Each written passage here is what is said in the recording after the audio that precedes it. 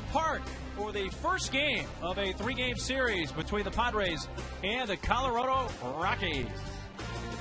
Welcome into the booth with Mark Neely and Mark Grantmud. All right, there's a 7-game losing streak, and there's a guy making his first big league start on the mound tonight for the Padres, but Corey Luebke has put up good numbers in the minor leagues. No doubt about it. Corey Luebke has earned his way to the big leagues because of the numbers he has put up in the minor leagues.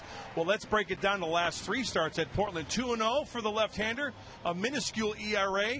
But when you put it all together, combined at San Antone and Portland, 10-1, a 2.68 ERA. Opponents only batted 200 off the left-hander. But you know what, though? The minor league numbers are great. I'm not going to take anything away from Corey Luebke. Those numbers are going to stay etched there forever. But in the minor leagues, it's different lineups. There might be 1 guy, 2 guys who are really impact players at the AAA or maybe even AA level. This is the big leagues. I think it's going to be a good test for Corey Luebke. But you know what, though? You only got 1 major league debut. We're hoping the best for the young left-hander, Corey Luebke. Combined 10-1 in the minor leagues this year. But Jim Tracy, the Colorado manager, said, hey, we're going to watch and see how he reacts to his debut and how he attacks the zone. Well, I always feel that the pitcher has the advantage over the hitters. The Rockies probably heard of Corey Luebke, but they've never really seen him in live action in a big league game or even a minor league game. So I think it should go Corey Luebke's way tonight. He should have the upper hand. There is the pitching matchup for the Rockies. It's 8-year veteran Aaron Cook on the hill. He hasn't pitched in a month as he's just come off the DL after a right big toe injury. He has 13 career wins against the Padres, his most versus any opponent. 25-year-old Corey Luebke, out of Ohio State, makes his big league debut. His only loss this season in the minors came on July 3rd at the AA level. Tonight's pitching matchup presented by Papa John's. Better ingredients, better pizza, Papa John's. Overall in all of minor league baseball with a 200 opponents batting average. How will this stuff translate to the big leagues? We find out tonight. First pitch, Rockies and Padres for Petco Park is straight ahead.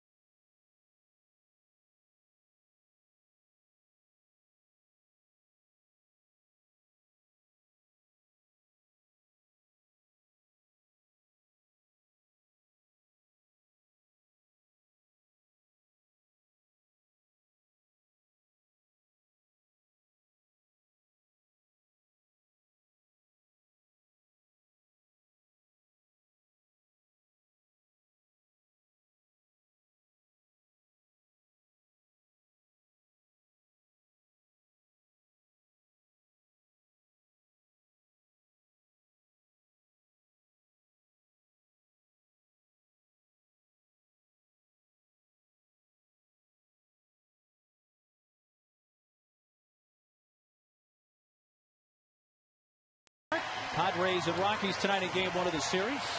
Our closed captioning tonight brought to you by Corky's. Some pitchers throw heat. Corky's throws heat at termites. Find out about Corky's totally green heat treatment today.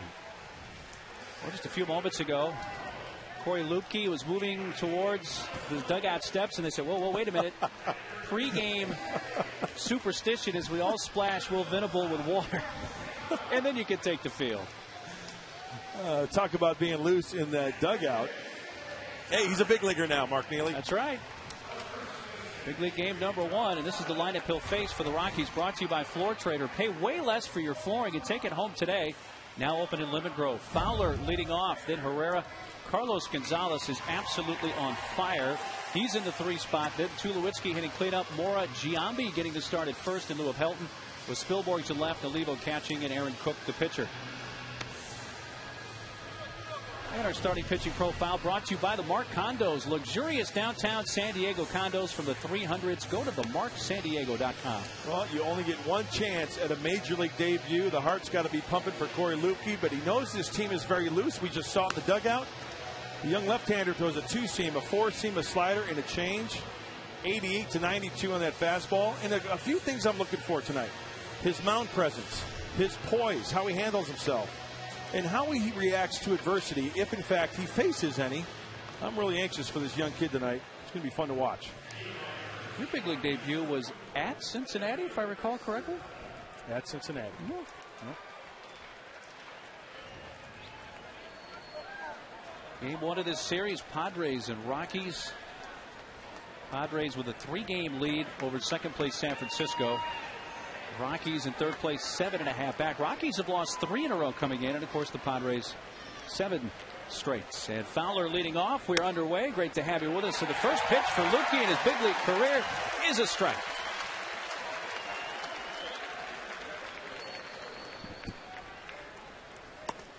Wave and a miss at a high 91-mile-per-hour fastball. How come right out of the chute, Corey Luebke reminds me of a Cole Hamels? Well, I tell you what, that's a baby face right there. He's 25, and he looks, what, about 18? Overthrows that fastball at 93. I mean, just, being left-handed, the delivery.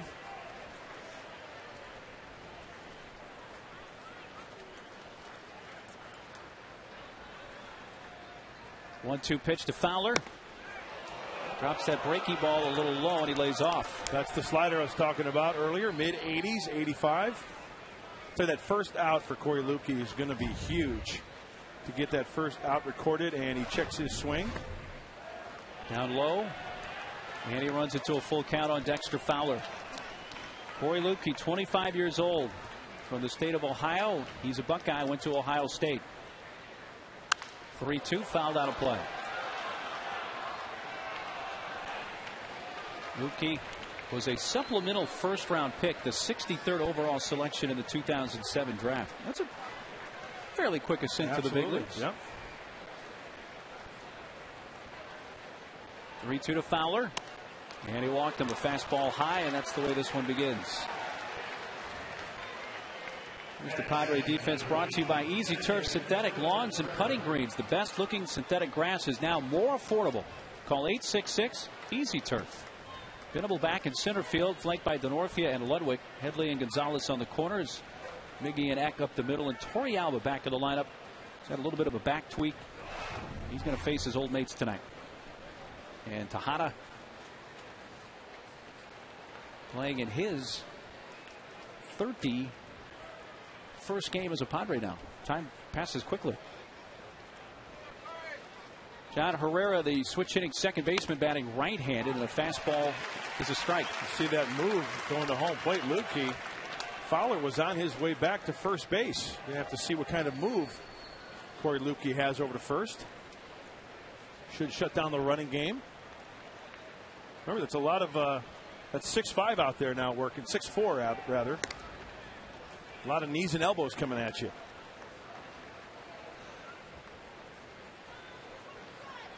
Darren Balsley said he doesn't paint, but he's a strike thrower. 6'4", 215-pounder. There goes Fowler, throw to first. Now down to Miggy, and the tag. A 1-3-6. Caught stealing is how Luebke gets his first out in his big league career.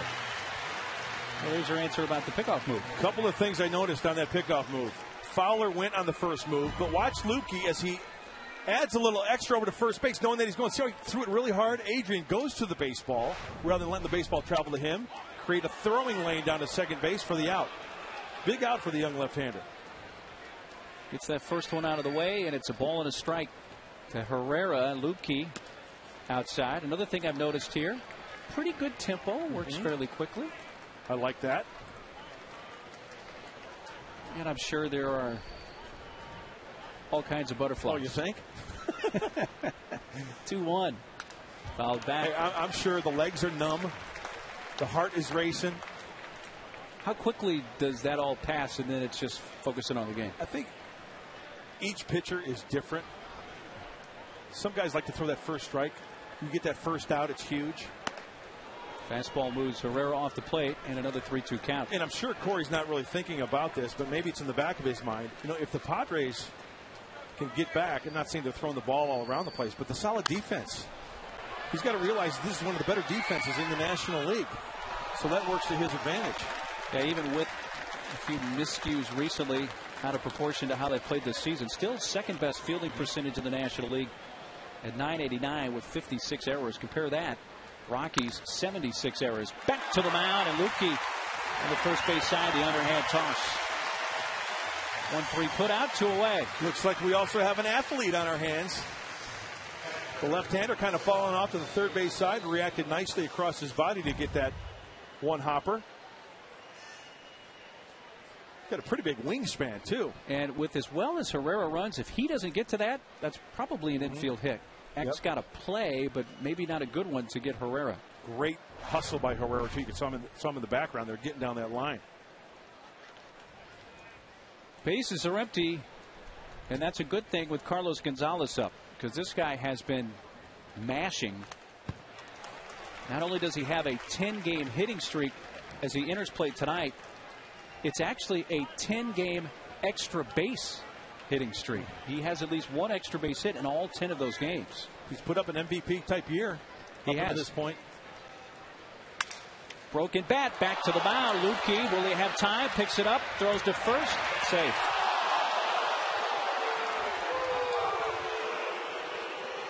Well, Gonzalez beats it out. Lukey had to chase it a little behind the mound and to the first base side. And Gonzalez beat it by a half step. Would have been nice for Corey Lukey to have a clean 1-2-3 inning, but just couldn't. This will give us a good look. Off the heel of the glove. And you know what? As we take a look at Gonzalez flying down that line, it looked like he was positioned well. I don't know whether the swing got him. Full swing, cracked bat, and the ball was like a changeup off that bat. An error is charged to Lukey. It brings up Tulowitzki.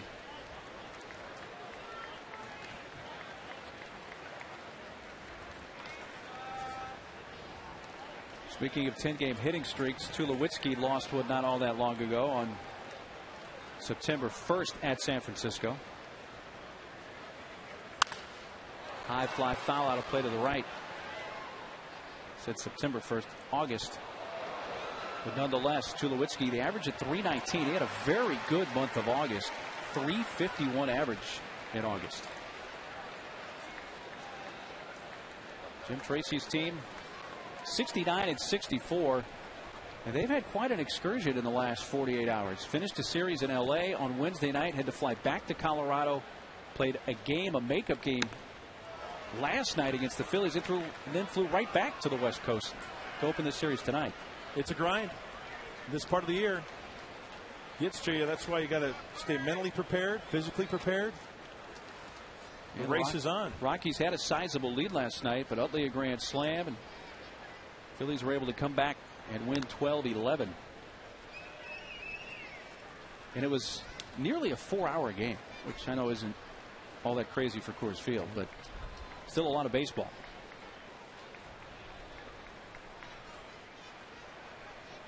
Gonzalez at first with 2 outs. And a strike on the outer half. We know how crazy games can get at Coors Field, right? 12-11 bananas. And what's funny about that game, I remember hearing some Colorado Rocky people talking. They said they had a 7-3 lead with the bases loaded early in the game, and they said that was a turning point in the game because they didn't score any more runs. And they were ahead 7-3. Shows you what kind of ballpark that is. That was one of the key moments of that game because they didn't score. Didn't add on to a 4-run lead. Inside and another full count. So Lukey has gone full on 3 of the 4 hitters he's faced. Darren Balsley, as we take a look at the totals, told me that Corey Lukey had no problem pitching inside to right-handers. In fact, it was a case of maybe pitching inside a little bit too much. as we see Tulowitzki turn away. So what he has to try to develop is painting that fastball down and away to the righties. Got Tulowitzki looking on the outside edge. And Luebke with his first major league strikeout. It comes at the expense of Troy Tulowitzki. A walk, a man caught stealing an error, and a man left on at Luebke's debut. And the Padres coming up.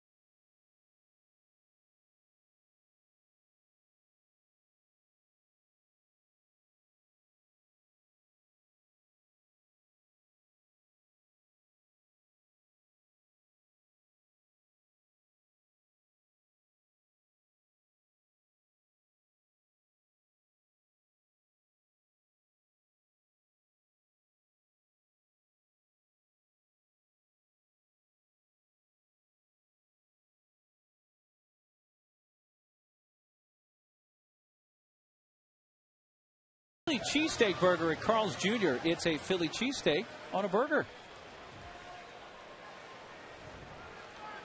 Corey Luebke already going to the notes. Dear Diary, my first punch out was Troy Tulowitzki. Looking. Eck leading off the Padre first, and Aaron Cook strike one. I like that. Putting the mental notes into the little journal there. Fouled past third. You've got the Big Chief tablet at home, right, John Boy? That you keep your daily notes in? Yeah. Okay, he's got that first inning under his belt. Up the middle, diving stop. Tulowitzki to his feet and throws him out. Here's the Padre lineup brought to you by Alpine Rock and Block. Start your next backyard project with Alpine Rock and Block. Eck, then Tejada. Adrian batting third, and Ludwig cleanup. Chase Headley, good career numbers against Aaron Cook at 429. Venable, Torrealba, Denorfia, and Luebke.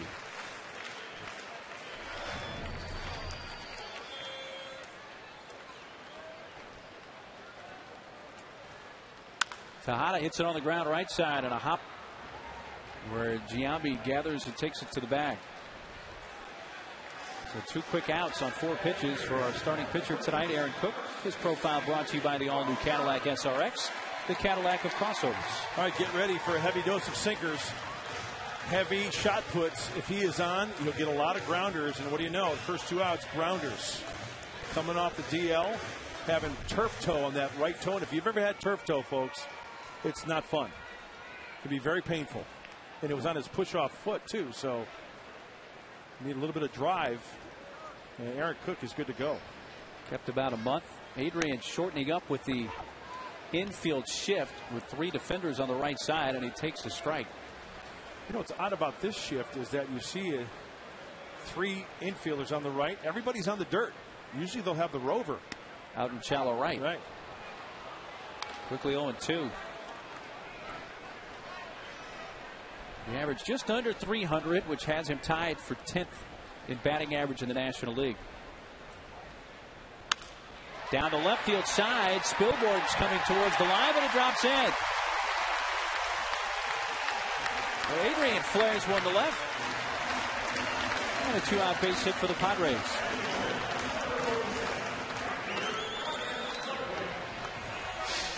Want to go trap shooting? Want to go? Pull. That's it right there. Look at that clay pigeon going down the left field line.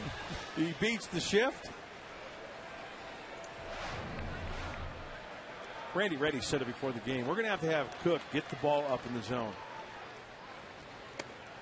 Which is the opposite, listening to Jim Tracy, the Rocky manager. He said, first of all, the question was posed, what about Corey Luebke? He said, well, we'll see how he reacts in his big league debut. What about his secondary pitches, etc. But then he quickly changed the subject to Aaron Cook and said, hey, here's our guy who hasn't pitched in a month. I want to see if he's keeping the ball down in the zone. Is he going to get some ground balls? We should know within a couple of hitters. That last pitch that Cook threw was a slider. Along with that sinker, he'll throw the slider to the curve, and he also will throw a changeup. Very rarely, but he'll mix it in once in a while. Outside to Ludwig. Now, see, that's the two-seamer that he tries to backdoor to the righties.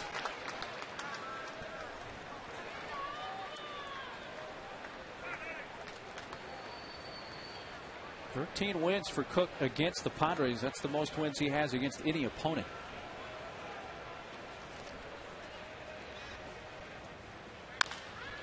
Left side behind the bag. That's fair. Long throw for Mora across the diamond. Gets him by a step and a half.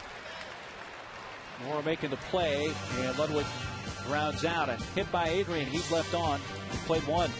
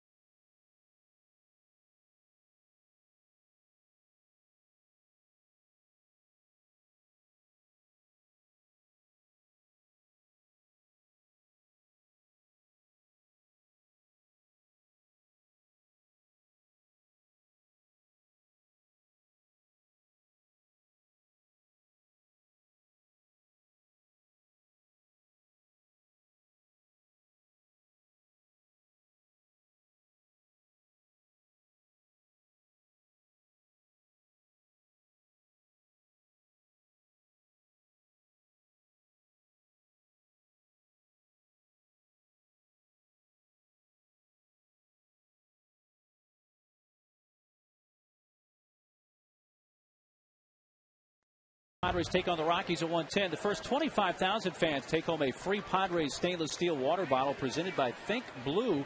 And make sure you bring your old cell phones to recycle, and a donation to the USO will be made for every phone collected. You can get your tickets online at Padres.com. 5, 6, and 7 hitters for Colorado in the second, and Melvin Mora, the third baseman, leads off. An off-speed strike. There's a changeup from Corey Luebke. I just wanted to elaborate on the point I made last inning. Pitching inside. Corey Luebke was big on pitching inside, and that's a good thing, right?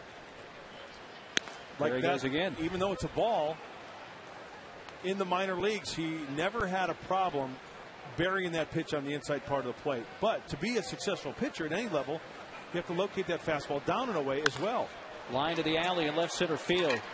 Down for a base hit and unable to cut it off. Venable has to chase it to the 401 mark. Around second. He's going to try for third. Mora and the relay. He is in safely as the ball skips by. Fortunately, it caroms and stayed in play. Torrealba picks it up, and it's a triple for Melvin Mora, his third of the season. That ball was hit very sharply to the left center field gap. I thought that maybe Will Venable or Christian Norvia had a chance. It's a breaky ball down and in. And that little bit right there, not getting it cleanly, is the difference if Moore had in his mind he was going to go for 3, could have been the difference in being out. It has scored a straight triple at this point.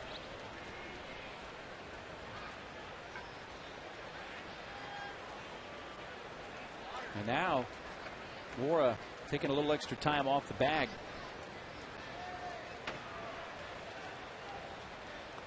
What do you think? Do you think there should be a double in an error?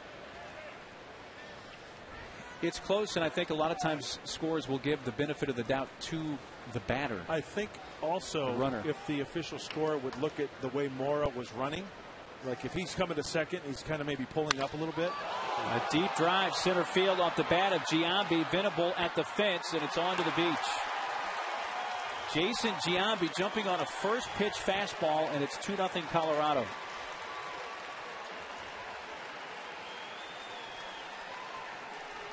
Fourth home run of the season for the veteran Giambi.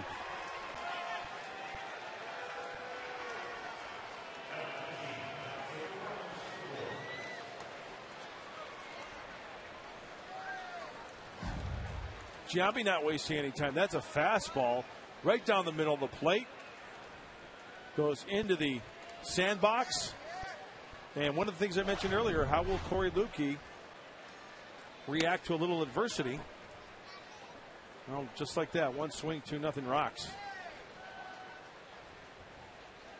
Nobody on or out for left fielder Ryan Spilborghs. The slider's a strike on the outside part.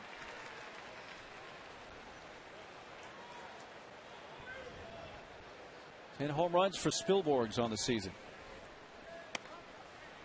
In at the knees, a ball and 2 strikes. Another slider.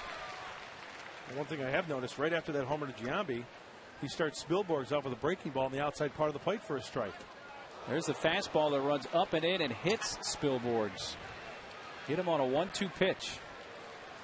That's the last thing Corey wants to do, having him in the hole 1-2, trying to bury it inside, and he gets the 9 on that Colorado Rocky jersey. Aaron Balsley will make a second inning visit. And, you know, this might be a situation where Darren's out there. You know, he's trying to calm him down a little bit. Just kind of ease him back a little bit. I'm not saying, you know, make light of the situation, but just kind of lighten the mood a little bit. Hey, let's kind of calm down a little bit. Understandable that you're a little nervous maybe. Overthrowing might be part of it as well.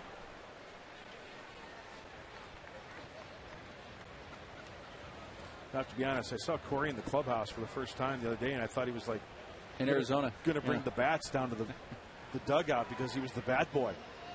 Expected him to see like the pine tar rag and a bag of bats. Gosh, he looks so young.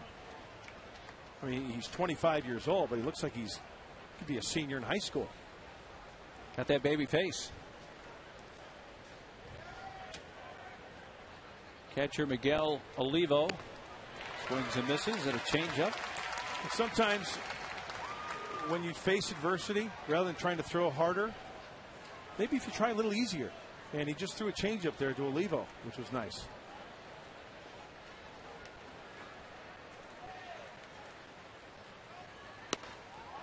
Bust that fastball in. It buckled Olivo. Didn't miss by much, though.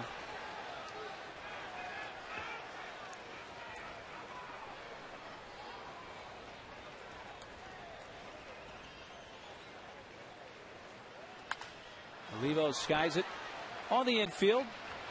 And under it on the infield grass. Tejada makes the catch. Went soft again there. Yep. Nice changeup. Good arm action. Working downhill.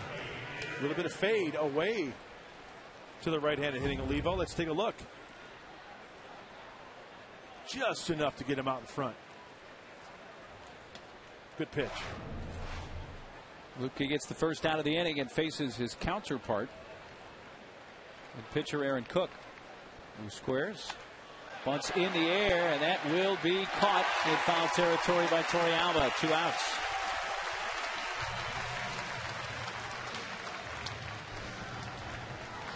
So a little slap on the backside from Toriyama. His young pitcher Corey Lukey now, who will get back to the top of the order. When you're throwing a lot of pitches, that was the 36th pitch. This is ideal for Corey Lukey. 1 pitch, 1 out. Get out of this inning with just 2 runs.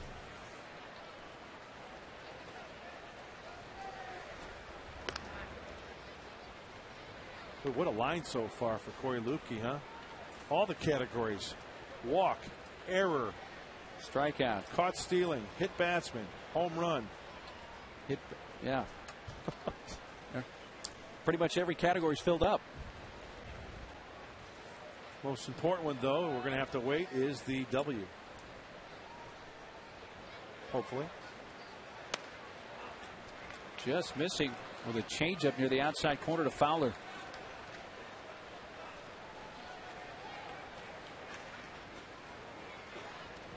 Lupke walked Fowler on a 3-2 pitch to begin the game.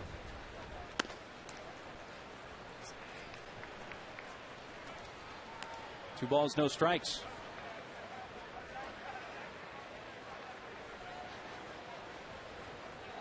Fowler, a switch hitter, came in hitting .248 right-handed and .248 left-handed.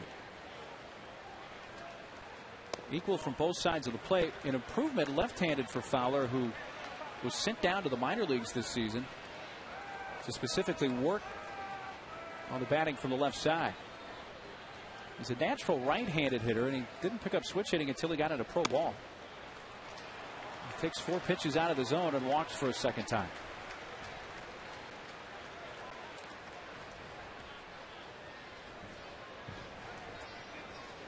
I'm sure Bud Black is at the top step of that dugout, thinking along the lines and going back in time when that left-hander made his major league debut. And we've heard him talk about that night.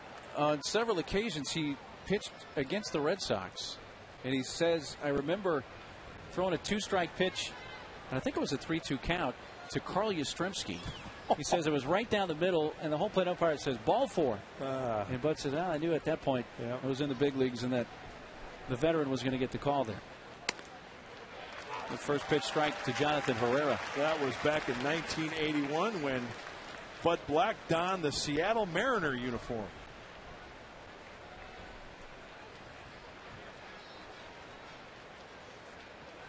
Two on, 2 outs, and 2 runs in the Colorado second. Strike in or half, 0-2.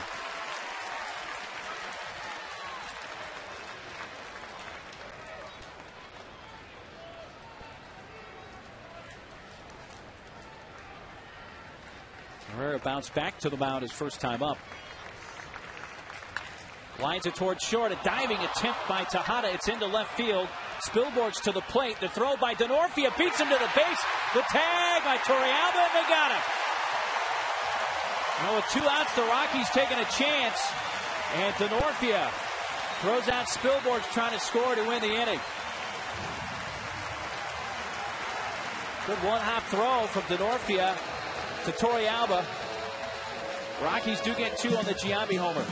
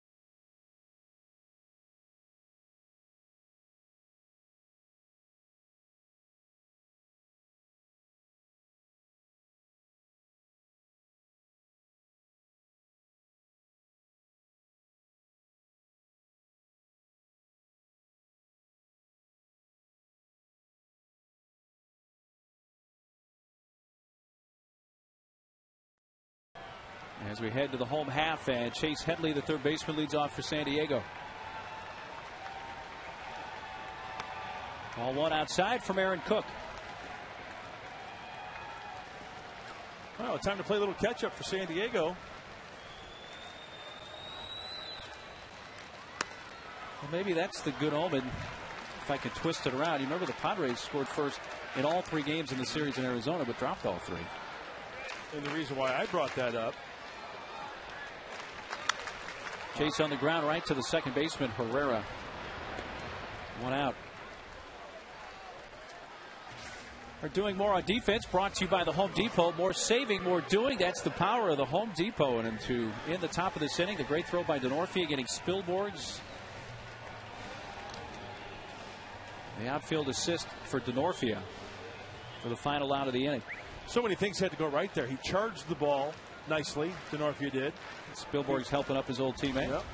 He fired a 1-hop strike. And great concentration for Torrealba. You've got the runner, you got to catch the ball, you've got to apply the tag, you got to block home plate. Will be due up next. He's got the right blinker out working again. For good luck, breaking ball down low to Venable.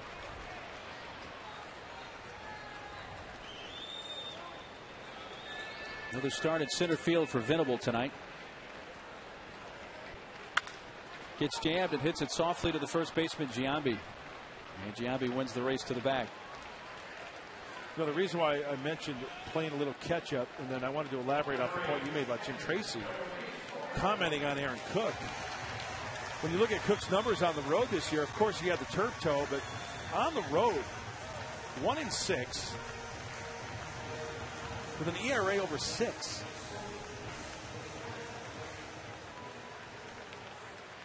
Tough numbers on the road.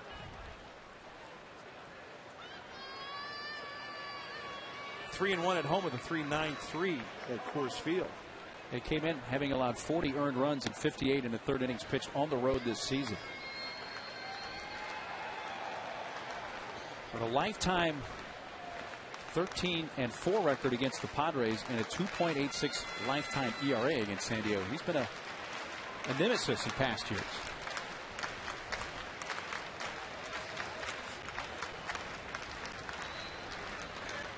Two outs, nobody on for Torrealba. Sinks low. Well, you look at how the first 5 outs have been recorded for Cook, and they've all been ground ball outs.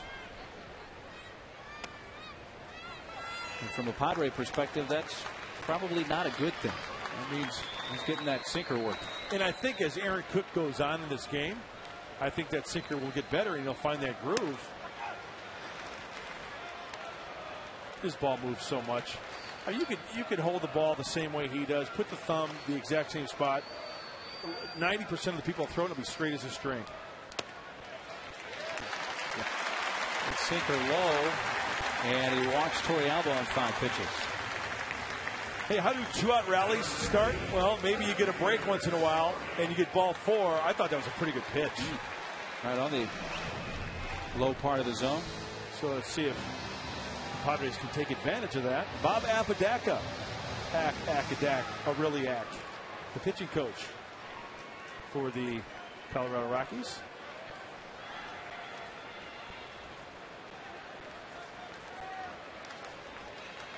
There's Denorfia, who made the nice throw to in the top of the inning to get Spilborghs.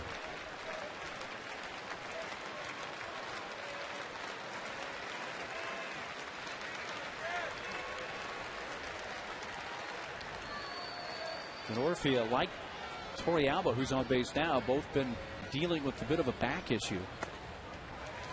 Down low 2-0, and Olivo out to the mound. That's a good point. You saying down low 2-0 kind of rhymed. Well, it's kind of like the philosophy when a sinker ball is out of the mound. If it's down or if it's low, let it go, right? Because with that sink, if it starts at the knees, you know the catcher is probably going to be picking it out of the dirt. And if it's high, let it fly. High, let it fly. You got the rhymes flowing tonight, Chunky M. That's my new rap name, Chunky M. 2 balls and a strike to Denorfia.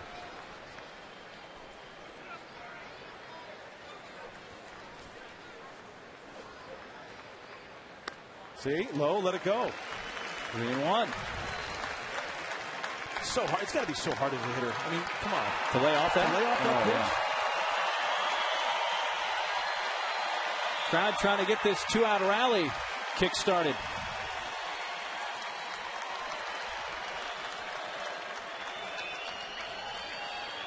Three-one pitch. Popped it foul back.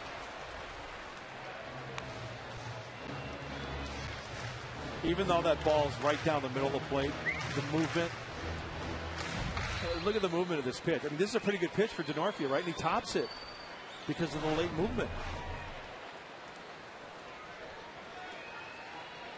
Full count with 2 outs, so Torey Alba will be off with the pitch from first.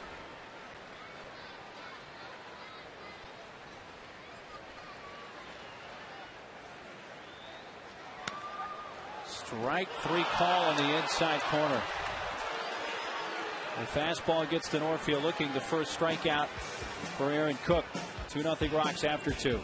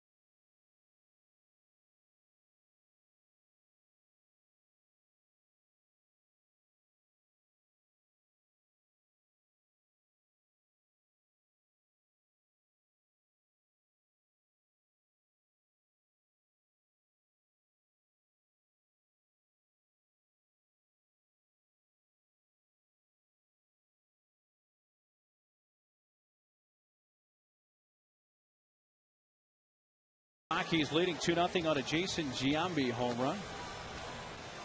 Time for our comparison, brought to you by the San Diego County Toyota dealers. And Carlos Gonzalez has a club record, we mentioned earlier, 10 consecutive games with at least 1 extra base hit entering tonight. The Padre record dates back to the very early days of the franchise, April of '69. Great Nate Colbert, 8 consecutive games with at least 1 extra base hit is the Padre record. Whew. How about that slugging percentage for the guy they call Cargo?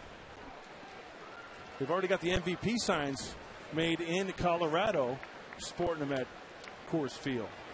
Well, for a while, the national media had been focusing on Votto and Pujols for the Triple Crown race and MVP, and now Carlos Gonzalez has inserted himself in that.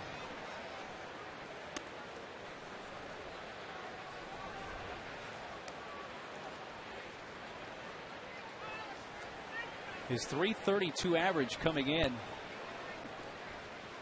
leads the National League, 5th in homers and 3rd in RBIs behind Pujols and Votto.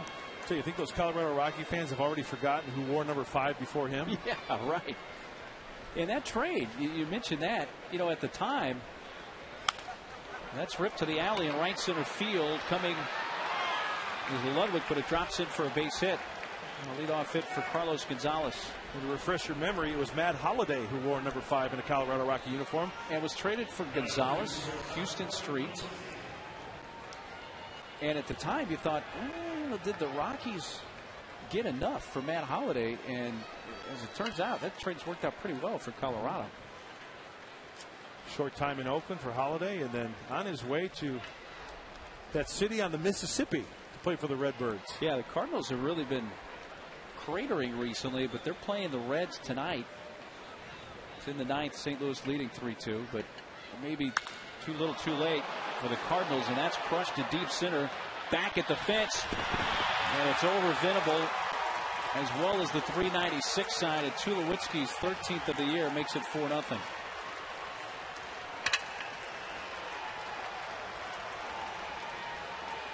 '58th and '59th run batted in for the Rockies shortstop.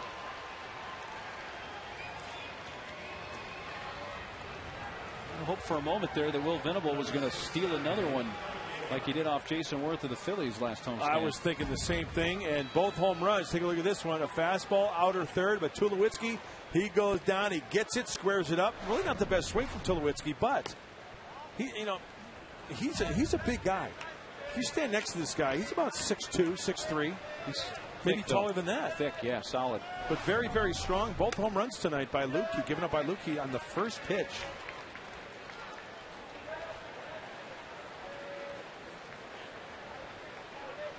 Nobody on or out for Melvin Mora. He takes outside.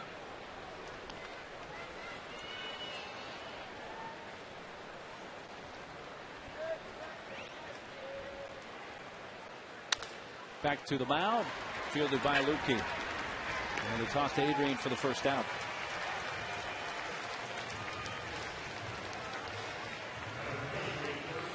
Tim Stauffer up in the Padres bullpen. The pitch count up to 51 for Corey.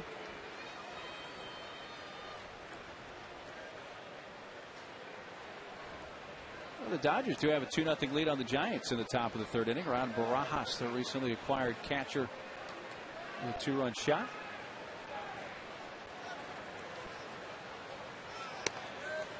Giambi, who swung at the first pitch he saw in the second and hit it onto the beach in right center, takes a fastball strike.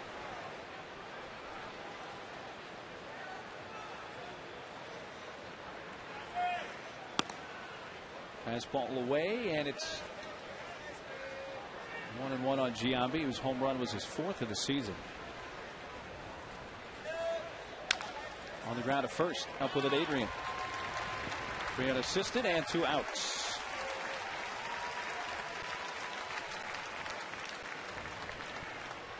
Now the pitcher's spot is due to lead off in the bottom of the inning. So Lukey at 54 pitches. It may already be decision time for Bud. Well, you can see Bud pacing. Darren Ballsy just kind of taking it all in right now. Looks like Tim Stauffer, I mean, he's been up there a while on that bullpen. He should be ready to go, but you never know.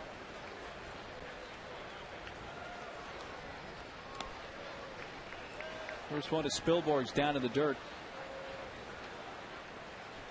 Spilborghs was hit with a 1-2 fastball. Grazed the front of the jersey. Outside 2-0.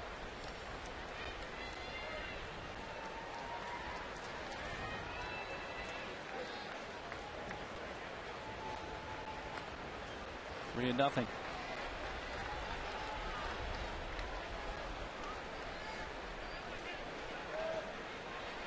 The 25-year-old left-hander out of Ohio State in his major league debut tonight. Got through the first. Giambi a 2-run homer in the second. Tulowitzki likewise here in the third, and a 3-0 strike to Spilborghs.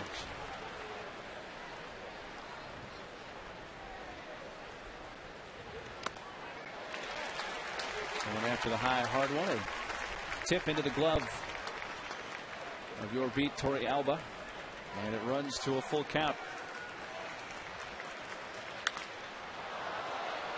Into right field, and Ryan Ludwig waiting on it. Lukey rebounds to get the next 3 after the Tulowitzki 2-run home run. Mid-point of the third, it's 4-0 Colorado.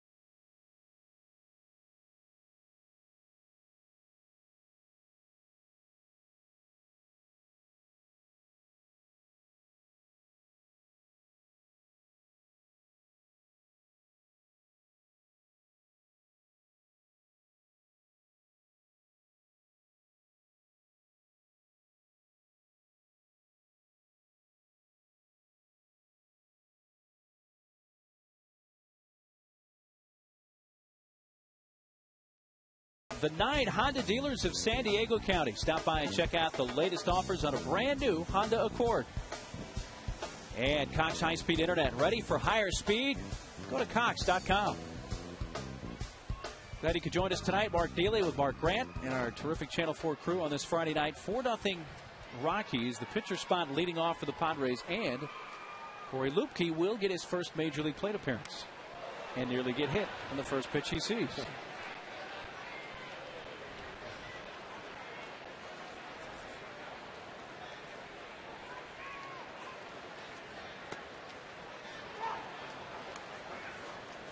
Pitchers don't bat a whole lot in the minor leagues. In fact, they don't bat at all until they get to Double-A. Yeah.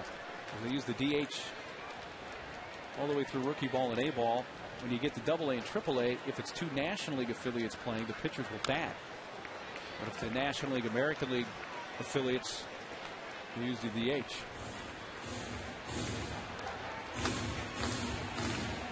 Some of that ticked off a lot of pitchers in the minor leagues because they wanted to hit. They didn't even let you take BP. Chops it foul and it hit him while in the batter's box. Well, 4-0. Still a lot of baseball left. And Corey Lupke had 50-plus pitches, 51 to 52. So, you know, a lot of things could turn around. Getting that bat here in the 3rd inning. Way too early to go to the bench. Yeah, it looked like Bud had Stauffer up in case that top of the inning blew up any further, yeah. Right. Wave and a miss. Second strikeout. Got him on a slider there. And send Cook back to face the top of the order.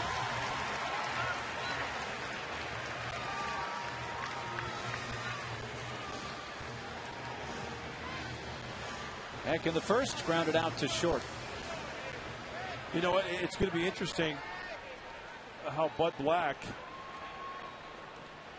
manages the bullpen, because this is the first of 17 in a row. Right? On the schedule? Well, the next 10 all at home. Right. No ground ball. And Eck is thrown out by Herrera. You're referring to the fact that the next off day is a ways away. Right, September 20th. Which is the last off day of the regular season. Yep. So pitchers, be ready. Need some innings. Need some runs. Yeah. 2 away for Tejada, who grounded out to Giambi at first in the first inning.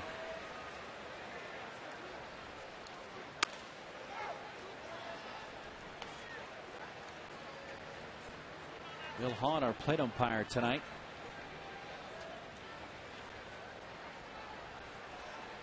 Bill with the spectacles on.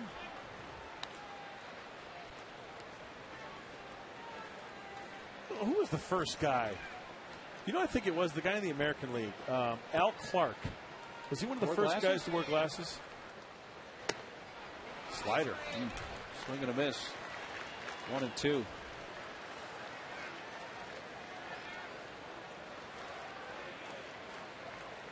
I'm trying to remember, Bill, did he wear those last year? Couldn't tell you. 1-2. Fights it off and fouls it by the Padre dugout. I don't remember Bill in the spectacles last year, but I may be mistaken.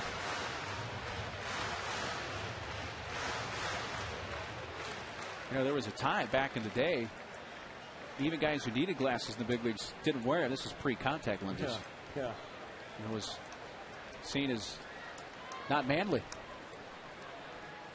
And Clint Courtney was the first guy to wear glasses in the big leagues, and that's probably back in really 30s, maybe.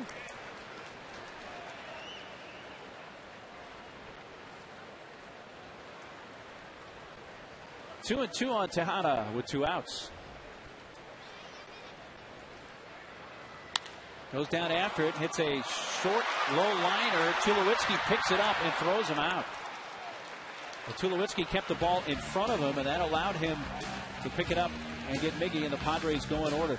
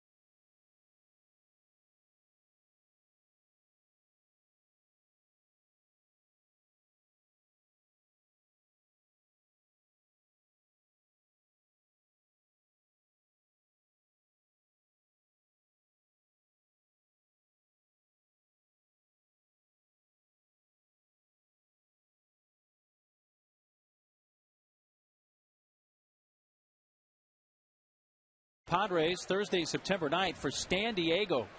All fans who purchase tickets in Section 133 will commit to stand all 9 innings to create a symbolic image of the fight against cancer. There are 3 San Diego ticket pricing packages available. It's popped up and will eventually come down in the mid of Adrian Gonzalez. Visit Padres.com/SU2C, by the way, to learn how you can stand up to cancer. Well, it's amazing what you can learn on the internet. We mentioned that Bill Hahn behind home plate wearing the spectacles, the glasses. Frank Umont, American League umpire back in 1956, the first umpire in the major leagues to wear glasses.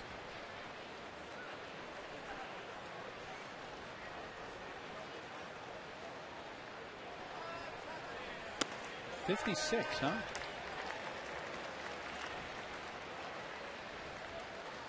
Pitcher Aaron Cook fouled out bunting his first time up, and he chases a high fastball.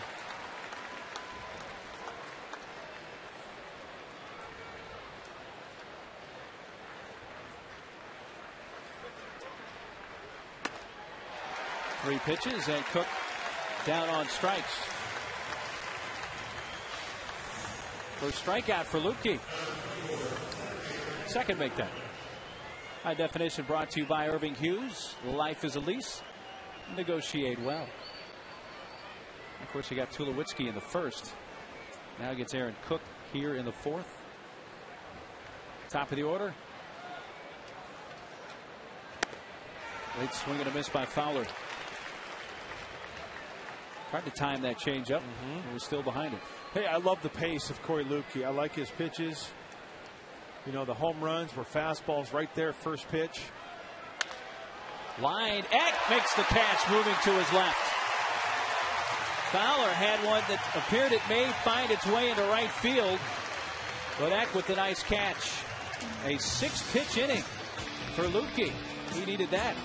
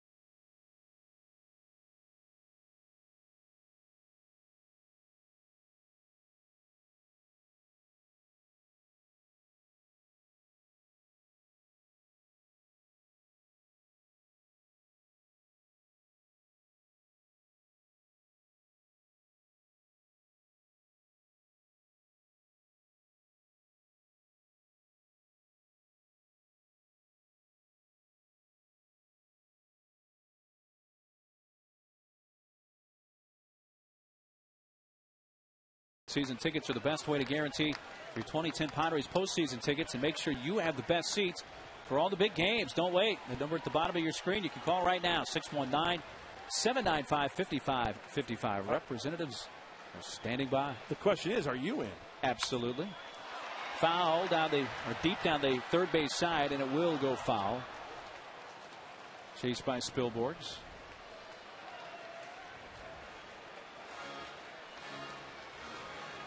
It is Adrian, Ludwig, and Headley in the Padres' fourth. 4-0 Colorado on a pair of 2-run home runs. One from Giambi in the second, and the other from Tulowitzki in the third. 6-game streak for Adrian. The base hit his first time up.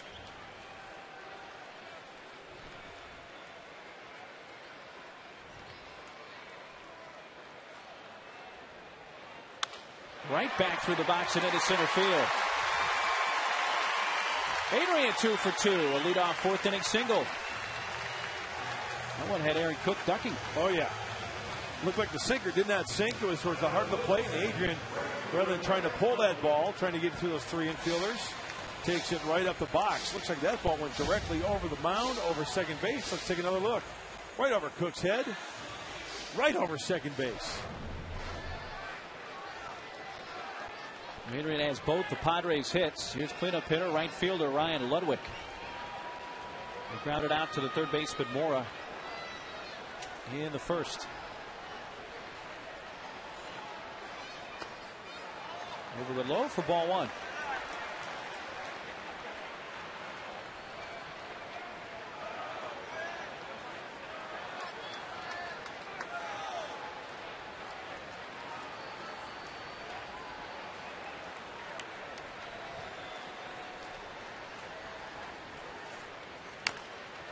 Fouled. He got a piece of him while in the batter's box. See, having a sinker baller like Cook out of the mound can sometimes work to the advantage of a team as well, because you see the infield playing way back. Morris playing more towards the outfield grass than third base. Of course, Tulowitzki in the middle infielders, Herrera playing a double play depth, but you'll get a lot of choppers out in front of home plate. Try to beat out. You get a lot of worm burners out in front of the plate there, don't you? A lot of times with that sinker ball pitcher. Ludwig hits maybe a double play ball. Herrera flips to Tulowitzki and on to Giambi 4-6-3. Colorado turns their 156th double play of the season. That's a bunch. Well, a lot has to go into that. Great shortstop like Tulowitzki. You've got the second baseman Herrera, and when you have a sinker baller like Aaron Cook, infielders be ready. See, Adrian tried to hold up. Maybe they were going to go for him with the tag and probably, give time for Ludwig to get down the line, but that's the right move. Quickly to second base to get that force. All one outside to Chase Headley. Chase grounded out to the second baseman Herrera, leading off the second. Oh, look at the movement on that two-seamer.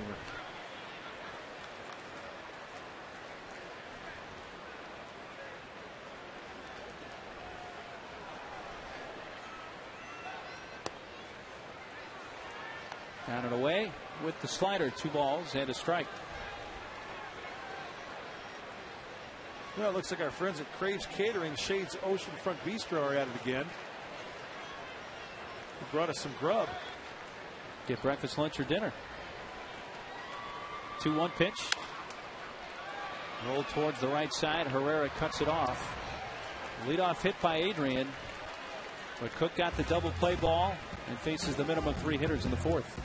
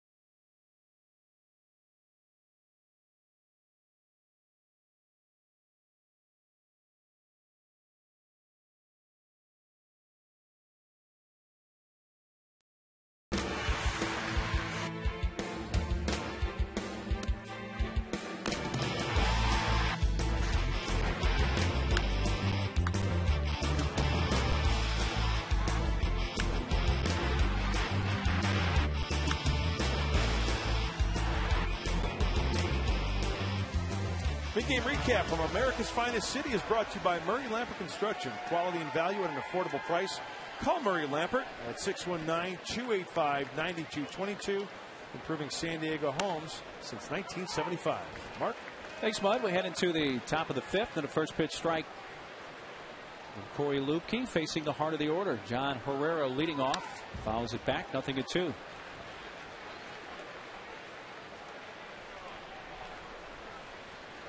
Herrera with a base hit his last time up. A single to left. He's followed by Carlos Gonzalez and Troy Tulowitzki. Uno dos. Adios. Slider strikes out Herrera. Third K for Lupke. This is more like a sweeper. It's not like a Luke Gregerson slider where it's got some quick, short tilt. This is one of those sweepers.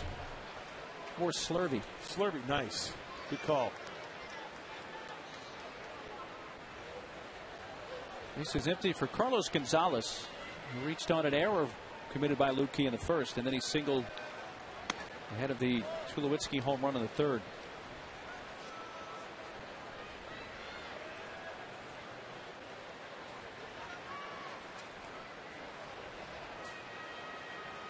"24-year-old Carlos Gonzalez from Venezuela." He's got a good swing, doesn't he?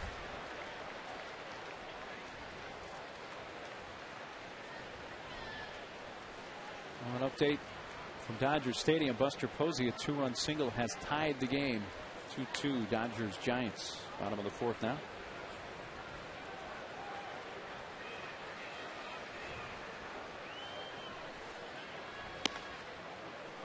You know what the great thing about Gonzalez is? Obviously, he's a young talent, a great talent in the National League. At least 20 games, he's patrolled all three spots in the outfield. He's just not anchored in one spot. He can play them all now. I mentioned the trade acquired from Oakland. He breaks his bat, and Miggy's cheating up the middle, throws him out. Barely the bat winds up behind the mound. Is that about 3 broken bats tonight for Corey Lupke? He's gotten a few. That's a good sign. That looked like it was off the end of the bat, didn't it? Yeah, Lupke took a stab at that. The bat was coming to Corey's left, the ball to his right. Oh, I'm sorry. Did you get jammed on that? It's tough to see. Hard to tell from that angle. Yeah.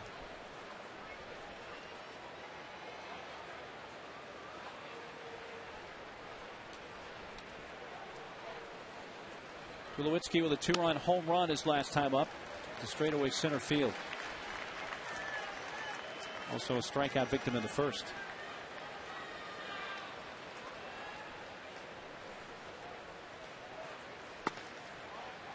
Maybe a little high.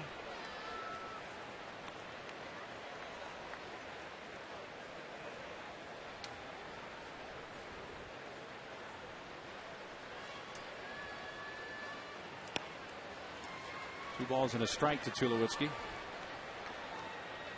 Talked earlier about Lupke, who was drafted in 2007. He's up to 76 pitches. Making his major league debut here tonight.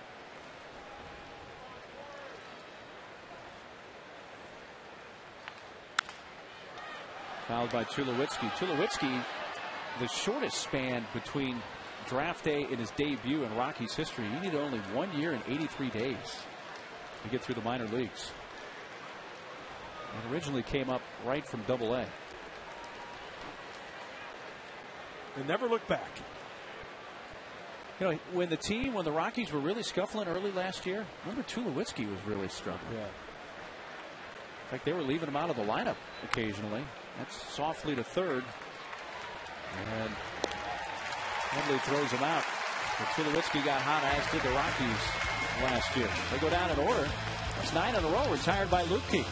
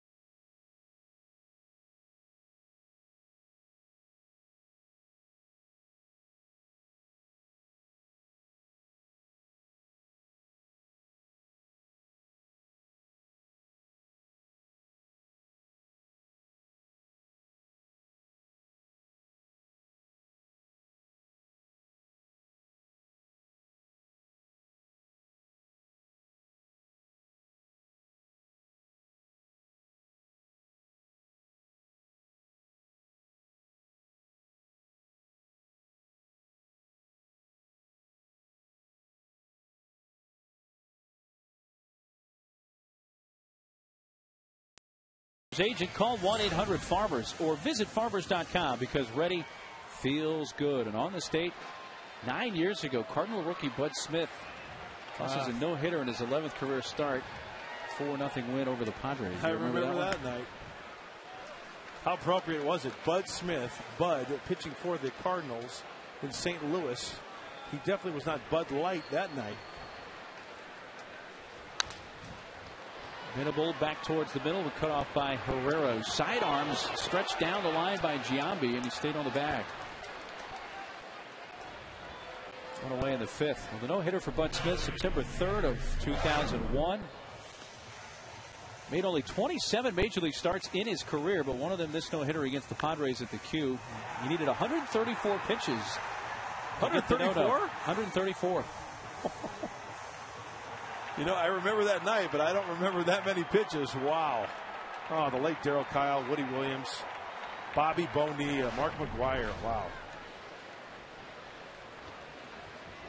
Cardinals traded Smith, I believe it was to the Phillies, and he just kind of flamed out. Again, only 27 big league starts, though one of them that no-no. Torrealba walked to the second. A late call, but a strike from Bill Hahn, and Torrealba looking back like, okay.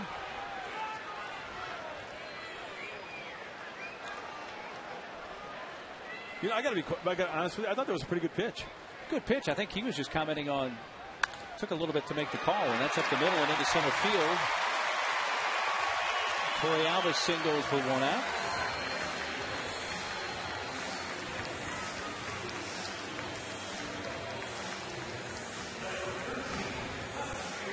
A ground ball base hit for Torrealba.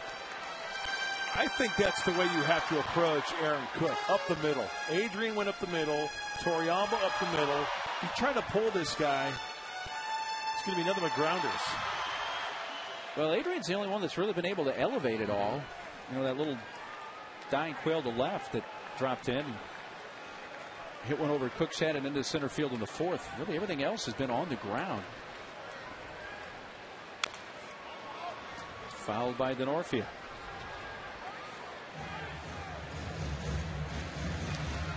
Almost looked like from that swing that Denorfia was trying to pull that sinker. Yes. I mean, easier said than done, obviously. Padres now with 3 hits. Aaron Cunningham is on deck with the pitcher spot due up next, and that also has the Padre bullpen active once again. Inside at 89 on that fastball, and it's a ball and a strike. So looking like Lukey's night may be finished here after 5 innings, but he did retire the last night he faced. There were the 2 two-run home runs to account for the 4 tallies. Giambi and Tulowitzki going deep.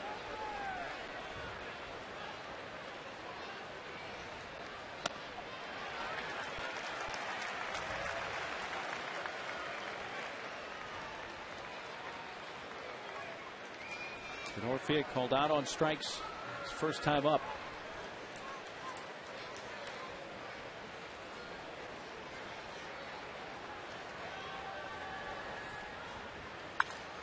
Got a pretty good hack, but fouls it back. And a pretty good pitch to hack at. Yes. Padres trying to string together some hits back to back.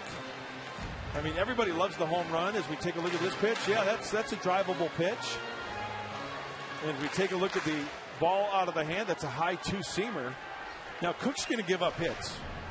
Going into this game, 137 hits on 116 innings, but only 11 home runs in 21 starts. How many ground balls go out of the yard? There's a high chop. Mora charges from the grass and throws. Out. Close play. Denorfia nipped it first. Torrealba down to second, 2 outs. Denorfia looked like he wanted to argue that, as does Bud, with first base umpire DJ Rayburn. I think they got to buy a hair here. Ooh, that's really close. Very close. Bang, bang. Gosh, we saw a lot of that in Arizona. Yeah, very close. Does he beat the ball? Oh, I think he did. You know what? I think you may be right. And again, there's another example of just little things. Calls. The close one's just not going the Padres' way right now. So Lukey due up. Cunningham is going to bat. Norfield was involved in Arizona in a similar play. That did not go the Padres' way. The replay showed he was safe on.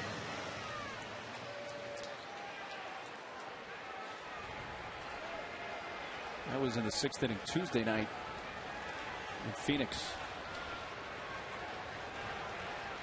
So Cunningham batting for Lukey. Torrealba second, 2 outs. Sinker, strike 1.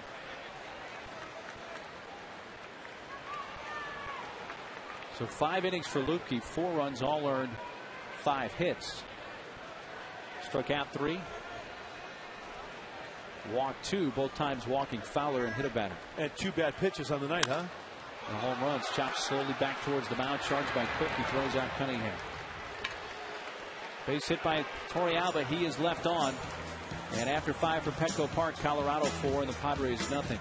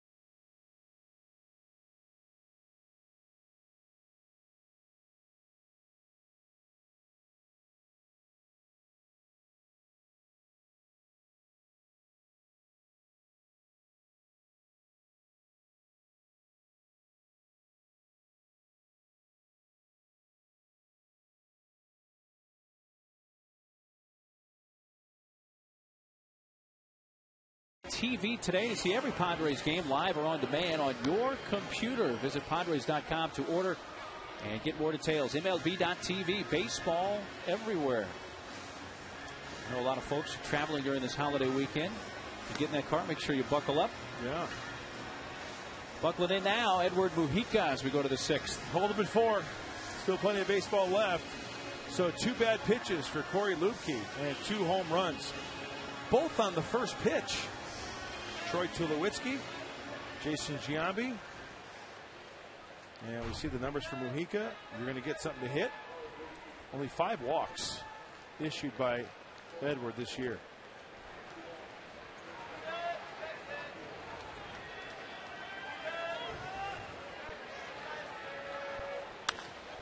First pitch swinging, more a high fly to center field. Venable trots a few steps to his right to make the catch. 1 pitch, 1 out.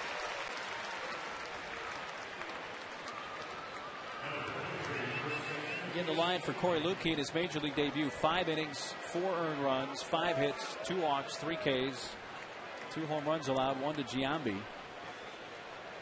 The other to Tulowitzki. He threw 78 pitches, and Lukey did retire the last 9 men he faced after Tulowitzki's home run in the 3rd.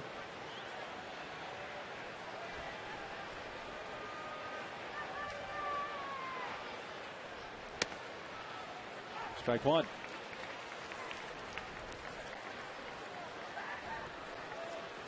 Giambi, the American League Most Valuable Player in 2000 with Oakland. Then he was the AL Comeback Player of the Year for the Yankees in 2005. Hey, towards the end of a career like Jason Giambi, is there better fit than Coors Field? When you've been a slugger like he has, that's pretty good environs for that.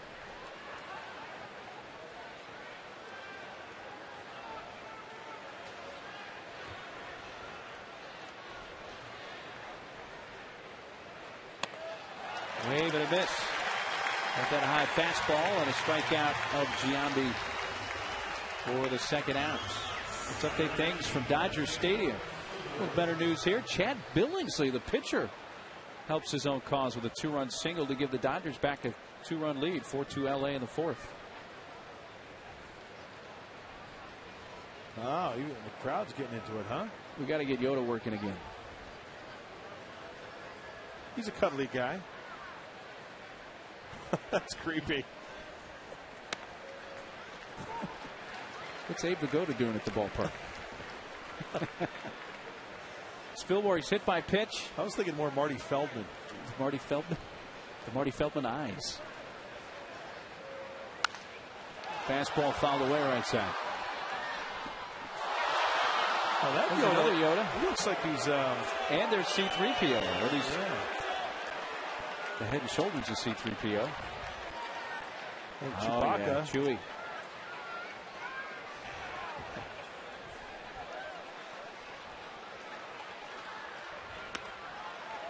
Fastball just off the plate.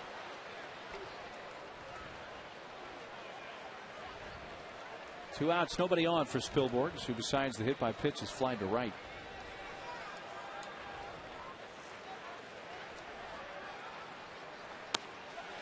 Corey Alves said get it down. He did. Spielborg could not check. It's a quick 8-pitch inning for Mujica, who sets the side down in order in the sixth.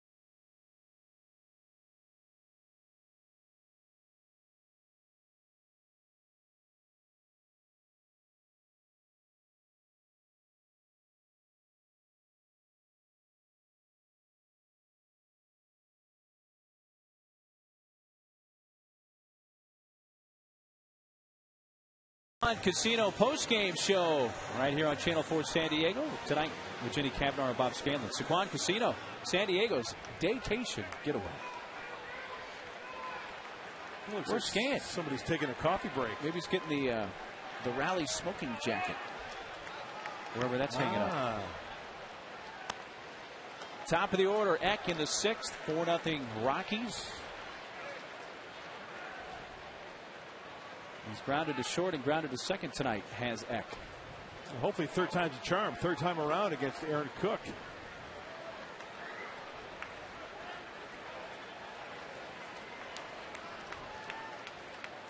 One pitch.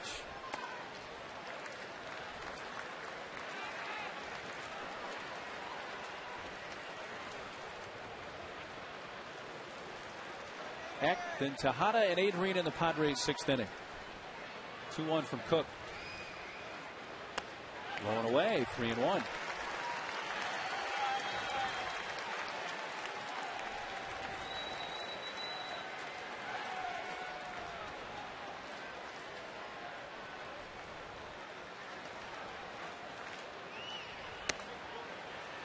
outside, ball 4. Padres need base runners, and they get one with a leadoff walk to David Eckstein.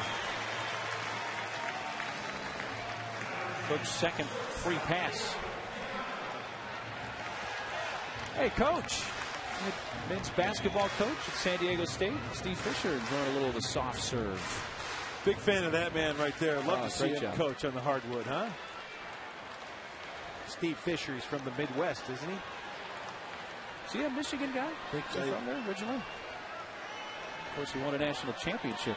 Oh, yeah. In Ann Arbor. By the way, the football team opens up play tomorrow. Brady Hoke. It's Nicholls State at the Q. That's Tejada went after it. Strike one.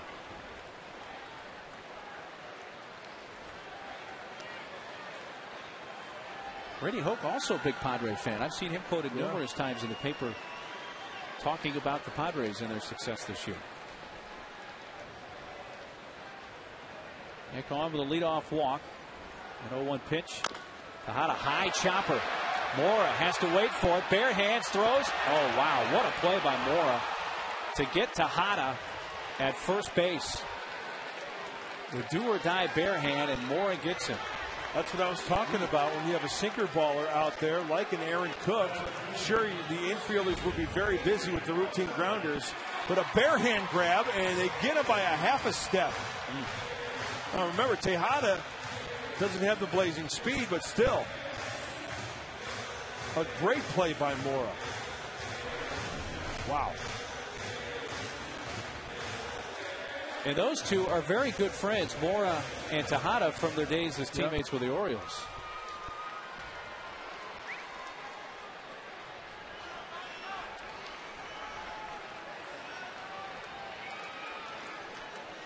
Adrian with a couple of singles tonight.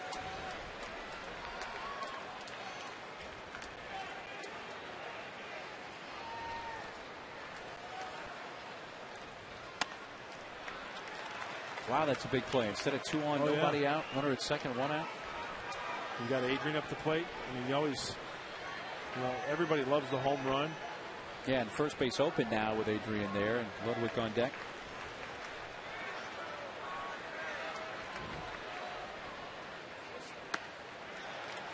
Sinker down low. 2 balls, no strikes.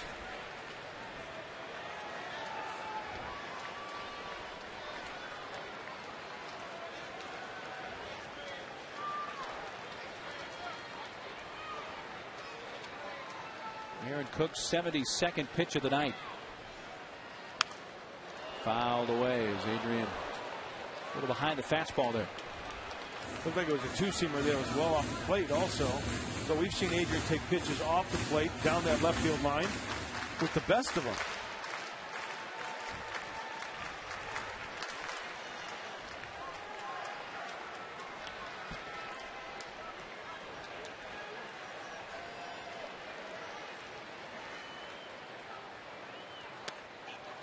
Fastball inside, and it goes to 3-1. So this is where Adrian realizes, obviously, the score, the situation, first base is open, and to where he can be patient enough to where, you know what, if he's going to not give me too many good pitches to hit, he'll be willing to pass the baton to Ryan Ludwig on deck, and hopefully he can do some damage.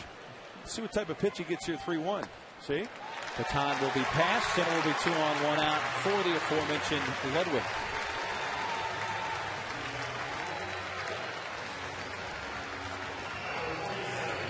74 pitches for Cook when he has been successful the way Jim Tracy said before the game to us. Hey, if he can get ground balls within the first couple of hitters, I'll know if he's on tonight. And so far, he's been on 14 ground ball outs, none through the air. Hey, this is his first start since August 3rd now. Okay, now it's been a month. He looks pretty darn good. Looks very sharp.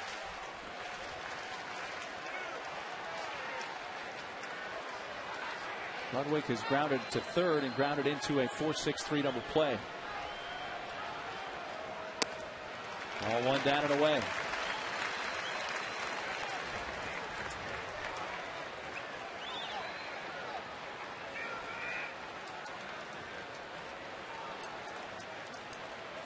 This marks the first time tonight that the Padres have had 2 base runners on simultaneously against Aaron Cook. And that's inside 2-0. And Oliva will revisit the mound.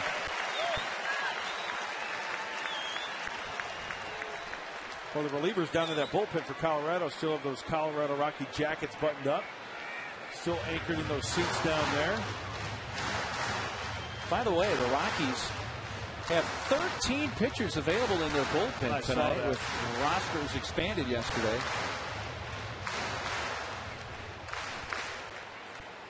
Jim Tracy has much at his disposal in the bullpen. 4 lefties and 9 righties. A little crowded down there in the Rocky bullpen tonight. There's a 2-0 to Ludwig. A little bit inside, 3-0.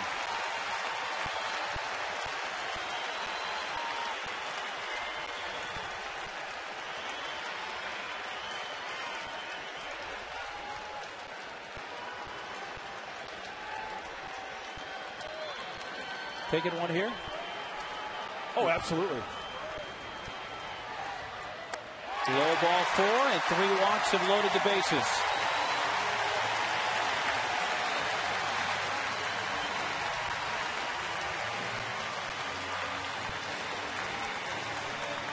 Bob Apodaca, the pitching coach, strolls to the mound.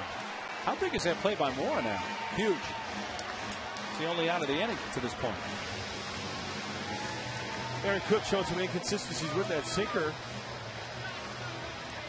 Maybe Bob Apodaca saw something in the delivery, or just give him a little pep talk here. He's got so much movement on that pitch. He's one of those pitchers that can just throw it for the heart of the plate and let the ball do the work and get a grounder.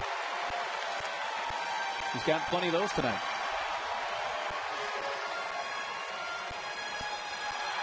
Rockies leading 4-0. 2-run home runs from Giambi in the second and Tulowitzki in the third. The Padres trying to cut into that here in the bottom of the 6th. The base is loaded with 1 out for Chase Headley. Chase, each time up tonight previously, is grounded out to the second baseman John Herrera. Ground ball to first. Diving stop Giambi. He's going to take the play at first. Dive there and beat Headley, and a run will score. Well, Giambi with a diving stop to his right. That's the second good defensive play behind Cook in the inning. Saved another run, huh? Possibly. I mean, that ball was hit so sharply, you never know what Gonzalez is going to do out in right field. If this ball gets by, you can see Gonzalez in the background having to go towards the line. It never happened. We will never know, but the Padres at least get a run. Highway robbery by Jason Giambi. 54th RBI for Headley, so it's a 4-1 game, and runners are at second and third with 2 outs. That ball was hit sharply.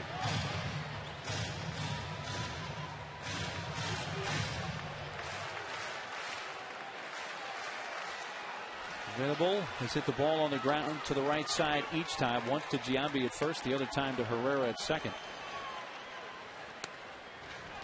That's a strike on the outside edge.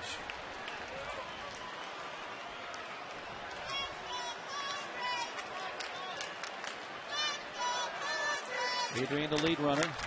Ludwig at second.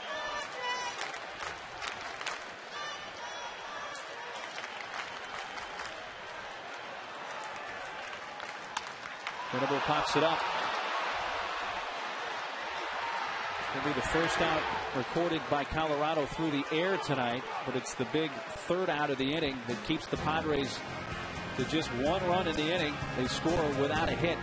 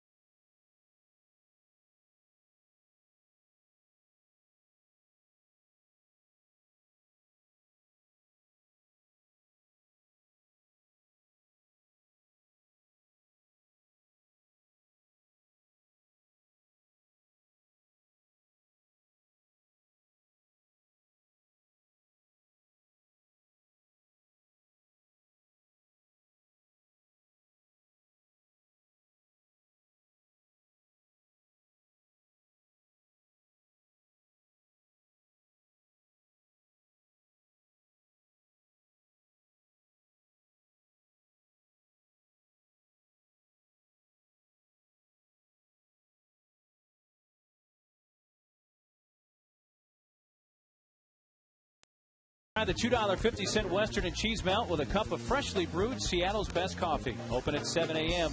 Subway, eat fresh. And by Cox Digital Telephone. Ready for cheaper calls? Go to Cox.com. Padres and Rockies into the 7th. Mujica worked at 8-pitch, 3 up, 3 down, 6th, and he'll face the 8, 9, and 1 hitters for Colorado. A 4-1 game now. Rockies catcher Miguel Olivo has popped out twice.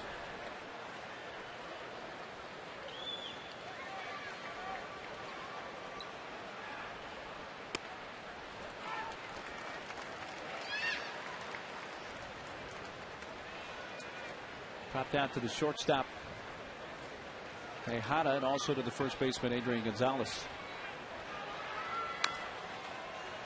0-2.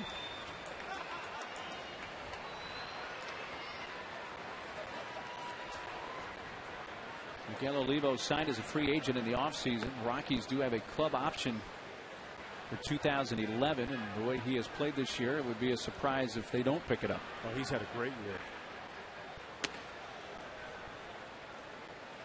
My favorite Miguel Olivo story. The former Padre. Pre-game interview. Just got called up to the big leagues. Talking about the club. We are in Pittsburgh. And Chan Ho Park was on the team.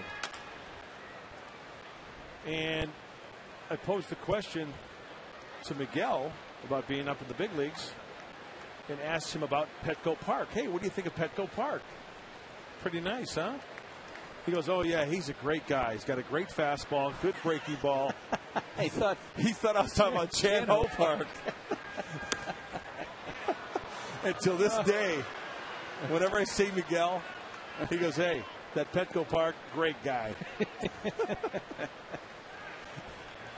He's a good egg, Miguel.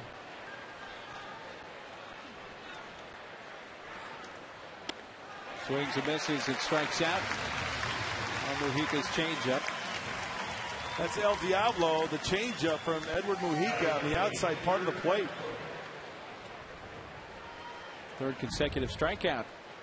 The three-finger changeup throws it just like the fastball. It comes back and gets that outside corner as Olivo way out in front of it. Cook batting for himself with 1 out. Well, Miggy's changed the facial look. Appeal, yes, says DJ Rayburn at first. He's cut off part of the swoosh. That's just a straight line. Yeah, you're right.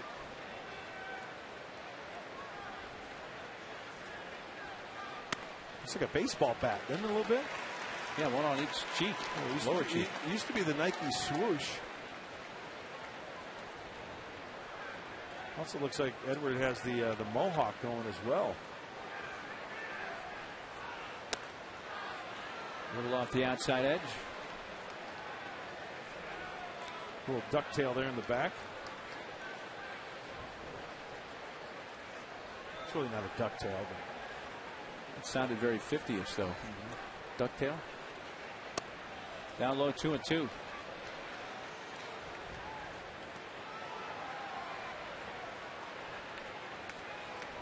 Cook is fouled out bunting and struck out.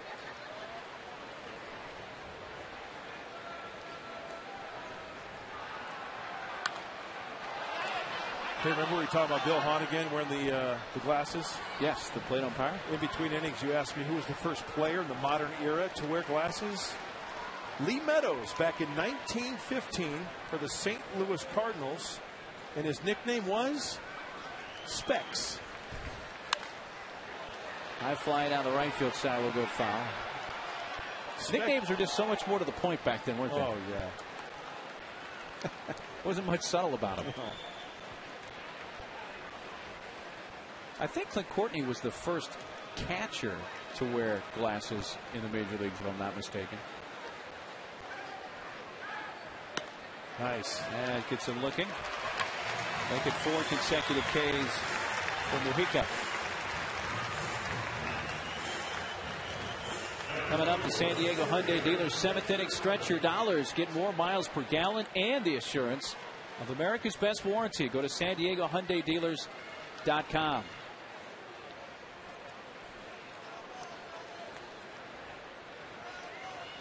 Top of the order, Dexter Fowler, the center fielder.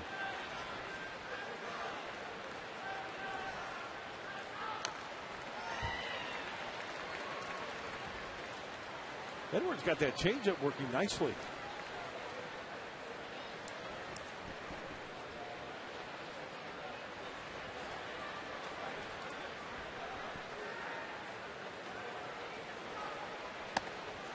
That sails up and away. Fowler, who last year set Colorado rookie records for steals with 27 and in walks with 67.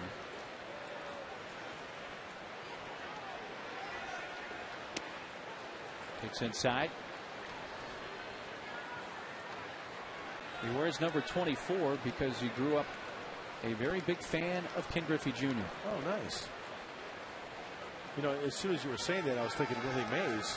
Oh, who knows? You know, Dexter may, be a big, intelligent guy. Knows his history. In fact, was recruited by Dartmouth and Harvard to play basketball as well as baseball.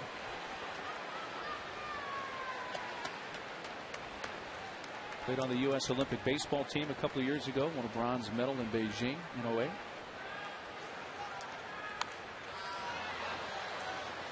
Will we ever see baseball back in the Olympics again? How can baseball not be in the Olympics? I agree with you. And I know apparently the Olympic Committee, the International Olympic Committee, is upset that there aren't more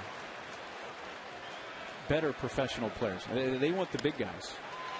There's strike three. Fowler out looking, and Mujica strikes out the side and has fanned 5 in a row. Nice work by Mujica, and it's time to stretch at Petco.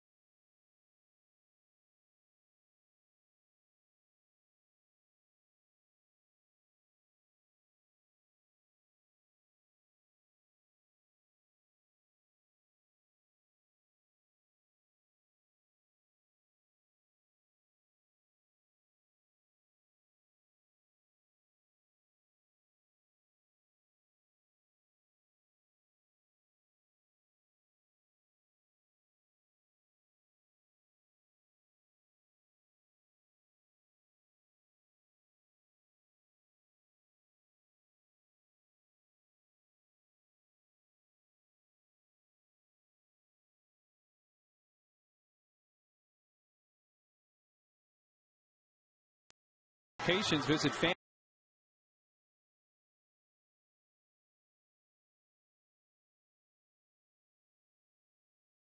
Can occasionally get a little warm. Open up the windows out in God's country and get a little cool breeze going with the ceiling fan going. Listen to the coyotes at night. You've got some wildlife out in Alpine. Oh, yeah. Got a scorpion in the house yesterday. A scorpion, really? Yeah. Well, those can ruin your day with a nice little sting. Padres need some sting in this inning, huh? Up and in, ball 1 to Torrealba, bottom 3 up. Walked in the second and singled to center in the 5th. In fact, that was the last Padre hit. They have 3 tonight. Torrealba's 1, and then Adrian with 2. High strike, says Bill Hahn.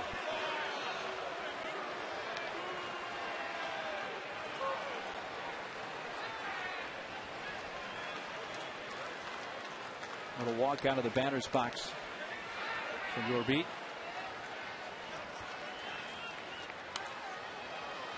Well, since the previous one was a strike, he had to go up there to get that one. Exactly. But that was a slider. Left-hander Franklin Morales is up. The right-hander on your right is Samuel DeDuno.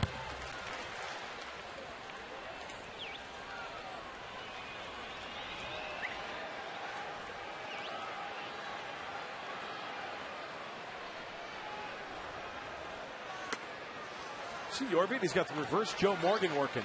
He's got the front flap going. Remember Joe Morgan used to flap the back? Yeah. Right. Yorby flaps the front. Not as pronounced as little Joe used to do it. I remember that as a kid. I always used to imitate watch the game of the week, and used to, when the Reds were on, watching Joe Morgan do that. That was a very unique idiosyncrasy that he had by pumping that elbow.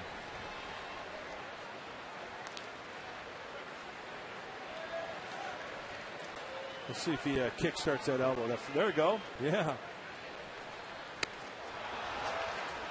Strikeout on the slider, and Cook. It's his first strikeout since the third. Brings up Denorfia. Our Coors Light Freeze Can brought to you by Frost Brewed Coors Light, the world's most refreshing beer. Did he beat it? Tell you what, that's about as close as it gets, huh? He was called out by first base umpire DJ Rayburn. Yeah, I'm glad I'm not an umpire, because that's too close to call, isn't it? Well, I think as an umpire, when you make that call and there's no even definitive proof on video, and that's hit into the left field corner by Denorfia, rolling all the way to the fence. And he's going to wind up at second as Spilborghs plays it in, a one-out double. Well, Denorfia says, no, I'm not going to even mess around with a play at first base. Let's go for extra backs. His 12th two-base hit of the season. And the fourth hit surrendered by Aaron Cook tonight. You take a look at that pitch.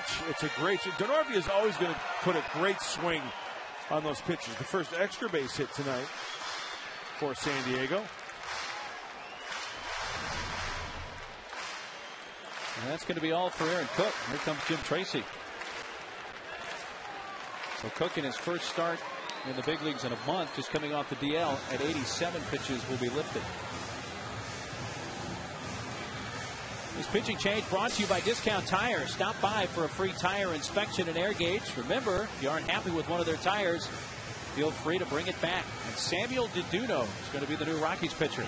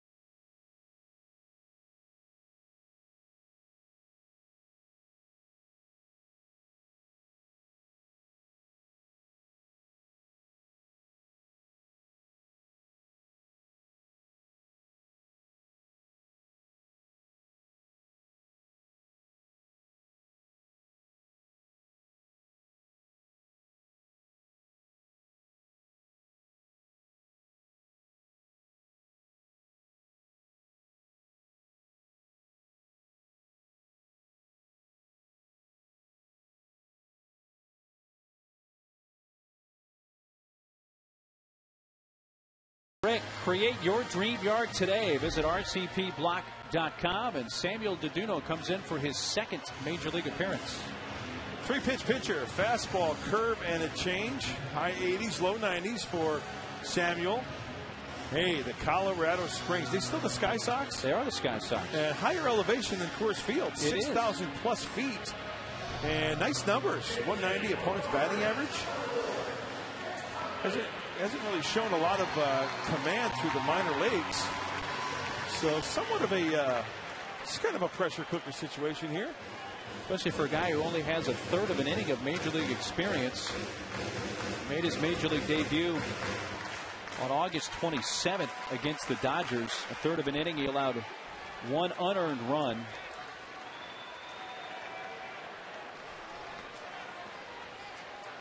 And here he inherits Denorfi at second. One out. Hundley, the pinch hitter, for the pitcher Mujica.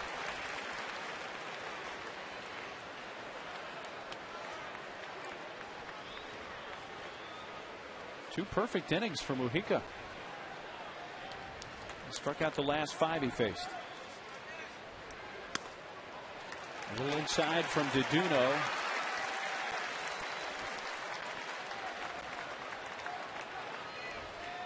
Deduno last year was the Texas League Pitcher of the Year, pitching for AA Tulsa. Missed all of the season prior to that in 08 due to a right arm injury. 3-0.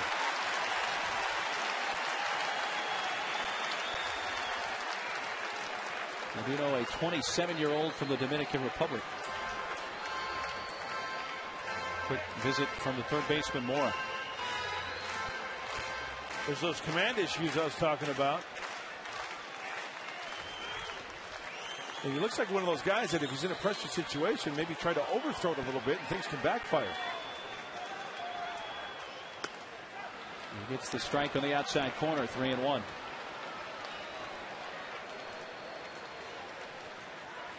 Rockies leading 4-1. 2-run home runs from Giambi in the second and Tulowitzki in the third made it 4-zip. The Padres got a run on a Headley RBI ground out in the 6th. High drive, deep left, and this is a one-run game off the Western Metal Building.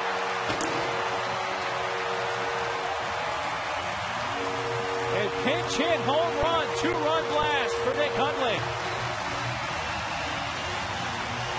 And that was a no-doubter off the bat.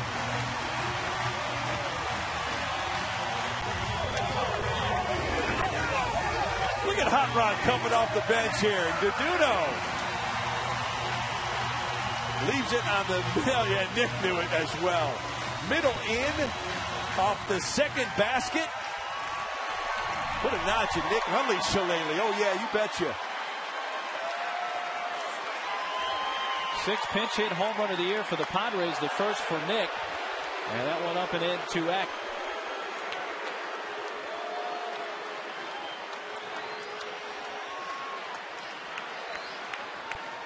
You know, sometimes you have to hold your breath when the ball's hit the left. Not that time. That one, you just let out a big old sigh of relief because that was a no-doubter. How about Padaka trots to the mound?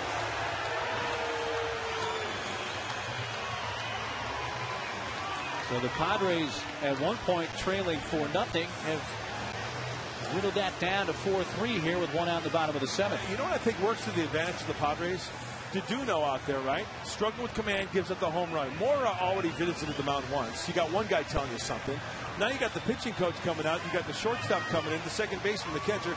Now you got 5 guys telling you something. More confusing than that. Yeah, what do you filter out of all that? Yeah, it might work to the advantage of the Padres.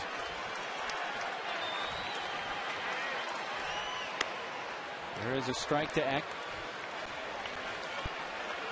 So Bud Black pulling the strings with the pinch hitter Hundley. Nick, his first career pinch hit home run.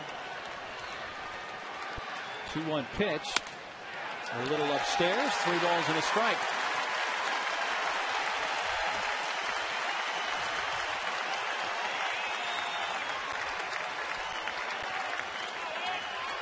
Tejada loosening up on deck. A 5-pitch walk. Hey, leave it to Eck to draw a walk, huh? Second time he's walked tonight.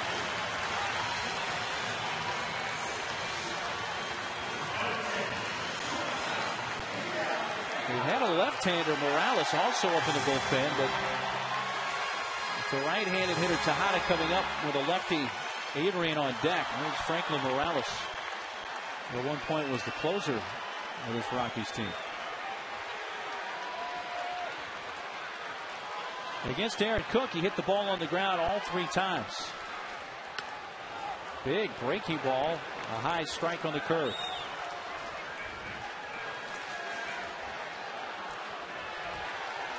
Said 13 pitchers in that bullpen, huh? They are loaded for bear down there. It's not like you're going to use attrition and wear them down. I'm surprised another righty's not heating up, maybe? For the righties that have come They out. have 9 of them in the bullpen. Well, 8 left with Duno already in the game. Compare that to the Padres that have an 8-man bullpen. There's 5 extra arms down there for Colorado.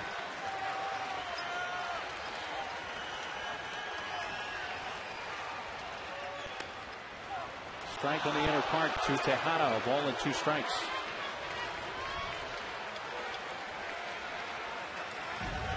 Take a look at the action on this pitch. It's got a little cut to it. I guess we'll call it a cutter.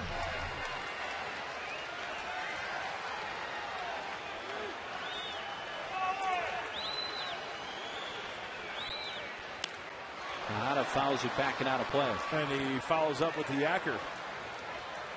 Curveball. And Miguel talking to himself.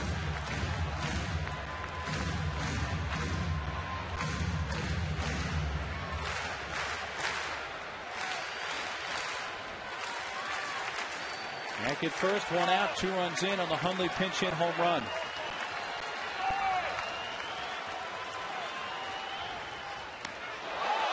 Drops to one knee and takes that breaking ball out of the zone. 2-2.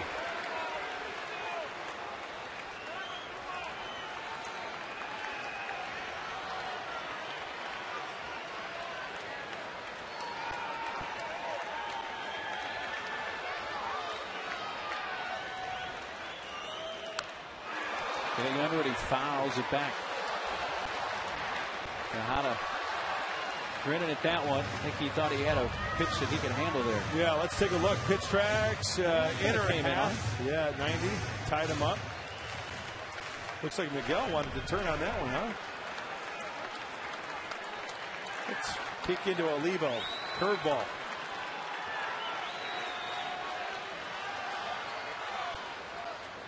Tejada grounds it foul past third.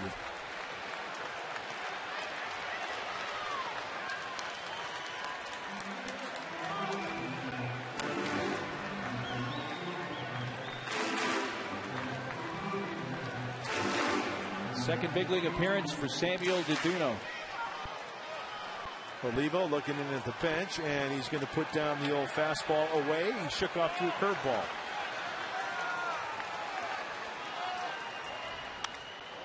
Golfed in the air on the first base side. Giambi nearing the stands, but it lands right near the railing and out of reach of Giambi.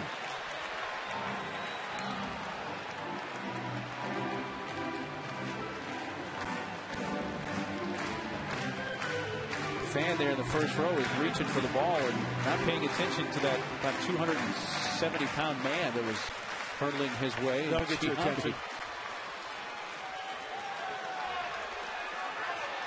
Get it down, curveball, bounce it. Okay, well, maybe to the screen. Golfed in the air to left field, and Spilborghs went back now in to make the catch. Good pitch.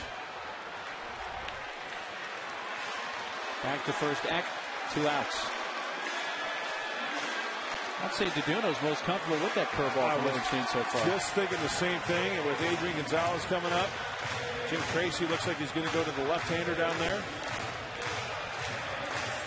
So Duno faces 3 hitters and retires 1. This pitching change is brought to you by San Diego Harley-Davidson. Always country first. And left-hander Franklin Morales comes on the scene.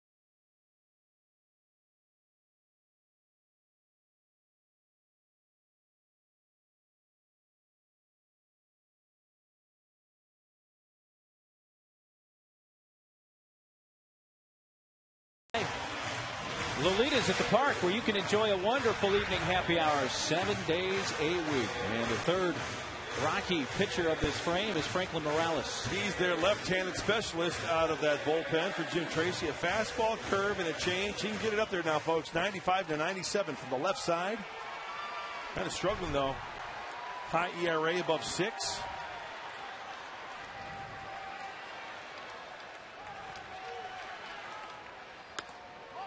Oh, okay. It's a pretty good curveball. He started at Adrian's hip, and it broke towards that inside corner and may have hit it. That herky-jerky motion that he has probably throws a little deception the hitter's way as well. 93-mile-per-hour fastball is outside, and it's 2 balls, no strikes. 20 walks in 22 innings for the left-hander.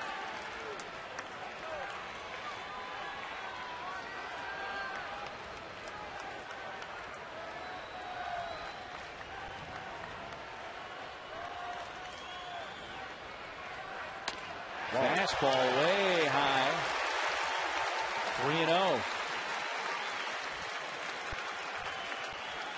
Ludwig the on-deck man for the Padres.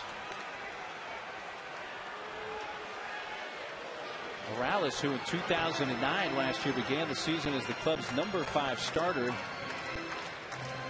then wound up in the bullpen. Had 7 saves last year for Colorado.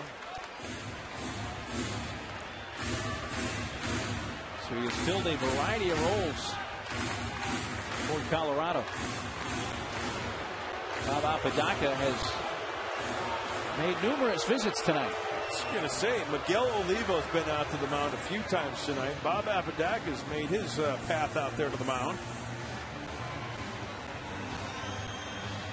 Just a lot of communication going on out there. And, you know, there are some pitchers that like to be left alone, and the manager and the pitching coach know that. There are some guys who need to be talked to. So a lot of information being thrown away to pitchers tonight, not only from the coaches, but the infielder and catcher as well.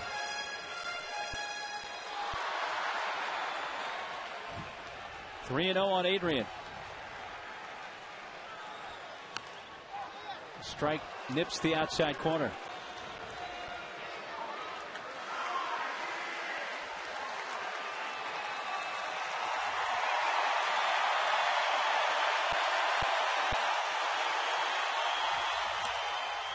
Three and two. Gosh. After 3 wild ones, paint on the outside corner. 2 in a row. Let's take a look at tracks. Is it on the line? Oh, it's inside the strike zone. Good pitch. You should see the left fielder Spilborghs. He can lean up against that Sony sign out in left field. He is deep. Eck will be running with a 3-2 pitch. Fly ball to left, and that means Spilborghs has to come in and can't make the catch. I'm just saying how deep he was playing, and that little dinker drops in. Adrian's 3rd hit of the game, and he reaches base for a 4th time. That's a good at-bat for Adrian. You know, this is a tough lefty. He's herky-jerky. He's got that deception, and that ball he misses with location after painting the outside corner 2 times in a row. And Jim Tracy's going to make another change. Why not? You got 13 guys down there to start the game. And Rafael Betancourt up. Going to the 4-corner stall. He will take his time, won't he? Betancourt will inherit 2 on with 2 outs. We'll step aside. Padres rallying here in the 7th, trying to keep it up.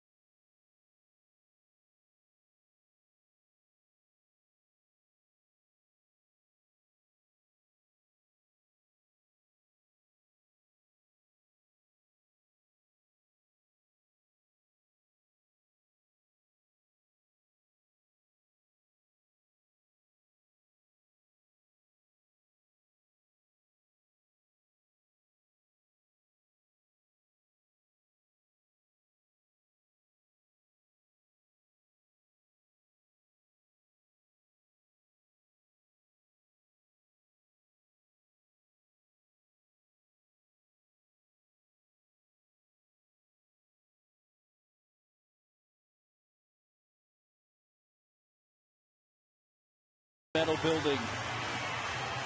Some fans are enjoying their nice view of the game.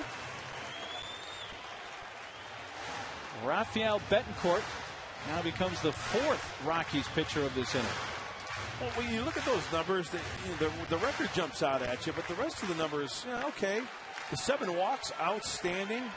But what you don't see, right-handers, 13 for their last 82 off of Rafael with 33 strikeouts. That's since May 27th. 70 strikeouts, 7 walks. That's awesome. A 10-to-1 ratio. So you're going to get something to hit, right? With a 35-year-old from Venezuela.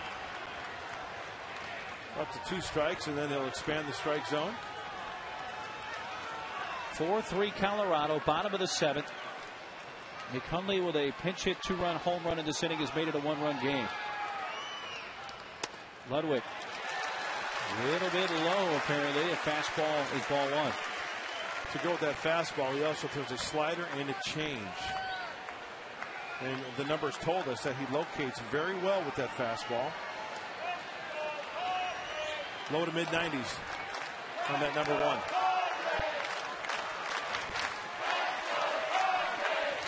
Two on, 2 outs, and 2 runs in here in the Padres 7th. Down low to Ludwig, 2-0.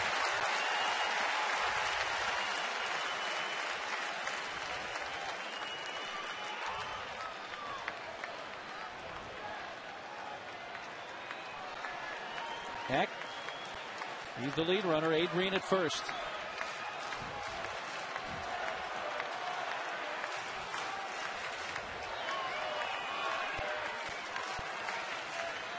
Ludwig tonight. He's grounded to third, grounded into a double play, and walked. 0 for 2.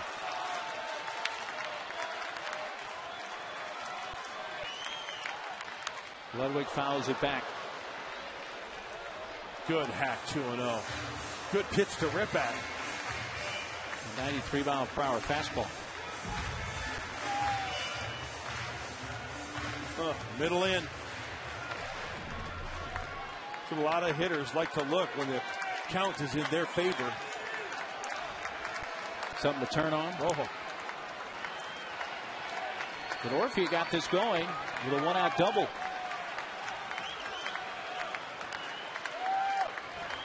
Ludwig trying to keep it going. 2-1 pitch from Rafael Betancourt.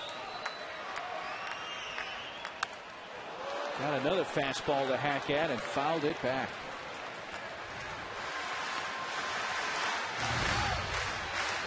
This time it was on the outer third of the plate and elevated. And you know, the fastball from Betancourt's kind of straight. Did you notice that? Not a lot of movement with Aaron Cook. So if you get that fastball in the strike zone, it's going to stay pretty true. I mentioned that Betancourt also throws the slider and the change. See if he tries to bury one here.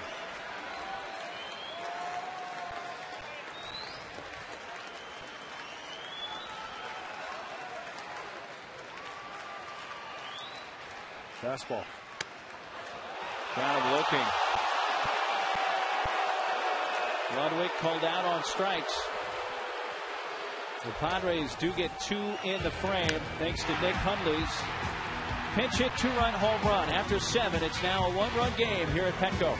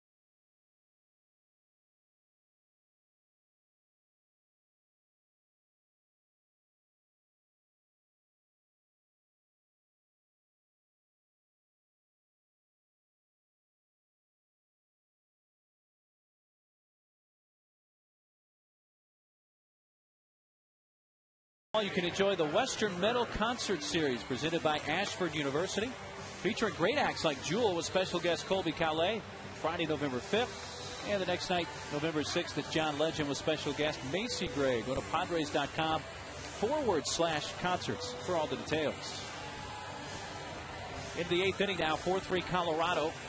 And Mike Adams takes the hill for San Diego. Edward Mujica pitched outstanding baseball in the 6th and 7th inning. 5 strikeouts. He faced 6 hitters. Perfect.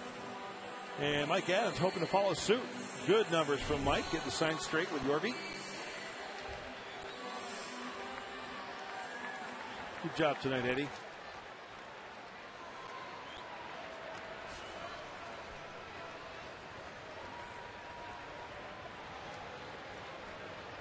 Out of the order for Colorado in the 8th. Herrera, Carlos Gonzalez, and Troy Tulowitzki.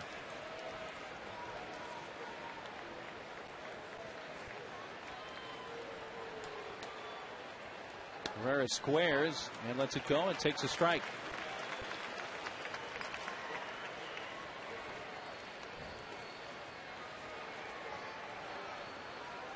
Herrera tonight with a single in 3 at-bats. He had a base hit in the second on a single to left.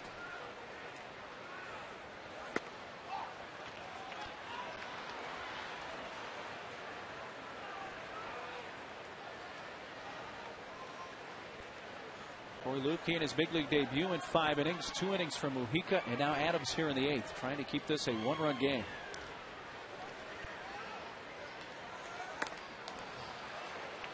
Herrera looking to bunt, spins away, and it's inside 2-1.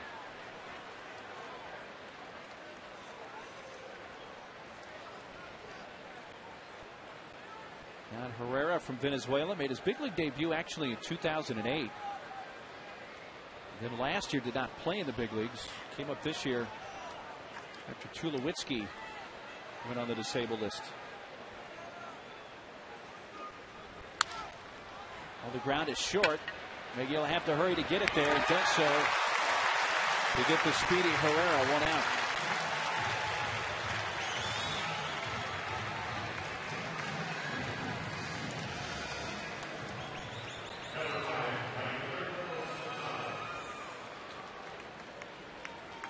Bases are empty for Carlos Gonzalez. Reached on an error in the first. Single to right leading off the third, and then scored on the Tulowitzki homer, and then the 5th grounded out to short.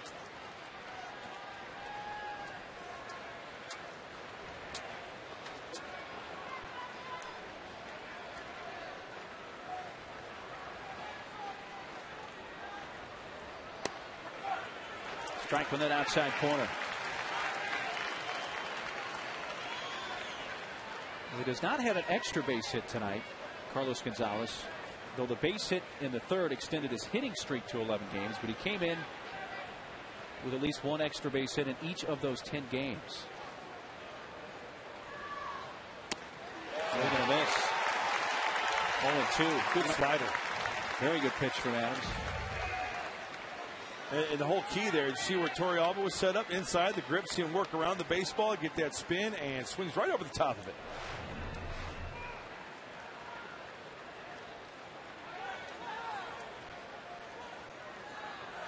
Adams ahead on the count to Gonzalez, the 0-2. Outside. Well, speaking of extra base hits, Carlos Gonzalez, each of his first 7 career major league hits went for extra bases. They were all doubles when he made his big league debut in 08 with Oakland. He was the first player since Johnny Mize of the Cardinals in 1936. Yeah, to have 7 extra base hits as his first 7 major league hits. It darts outside, and it's 2-2.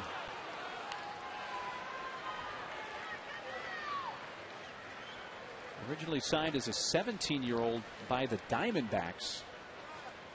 Gonzalez traded to Oakland in that Dan Herron deal, and then, as we mentioned earlier, to Colorado in the Holiday deal.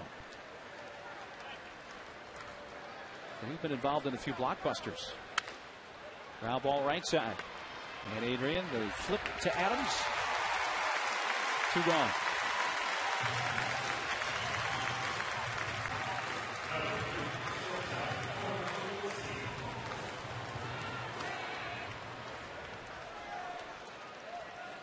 You know, I'm sure there are a lot of people out there, especially Colorado Rocky fans, who are expecting this team to, they're 7.5 games out going into tonight's game. But when you look at this team, they've been through a lot this year. They've endured a lot of injuries. But you know what? I mean, you talk about a blow to the organization. Remember the death of Kelly McGregor, their president. Yes. I mean, that doesn't help matters. Jeff Francis on the DL again. Tulowitzki was on the DL for a while. Tulowitzki was gone. I mean, you talk about emotionally draining for this organization as a whole.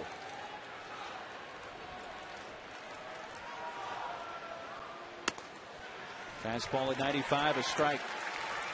They have a jersey for Kelly McGregor in their dugout, and you notice the patches as well on the uniforms with his KSM initials on the sleeve.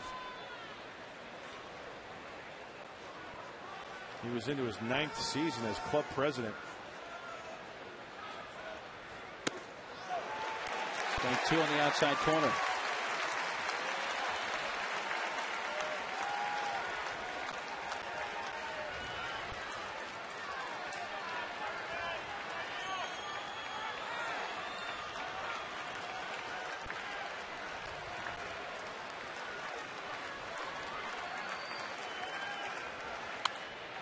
Foul backing out of play. Did you see where Torrealba was set up? You talk about telling your pitcher, I want this pitch off the plate. I want to see if Tulowitzki is going to fish after it. He was nearly in the Padres on deck circle. Watch. You know, there is a thing such as a catcher's balk, right? There is. You have to stay in that box. They never call it. But that box behind home plate is there for a reason. The catcher theoretically is supposed to stay within that chalked area. Which comes into play usually on unintentional walks. Right.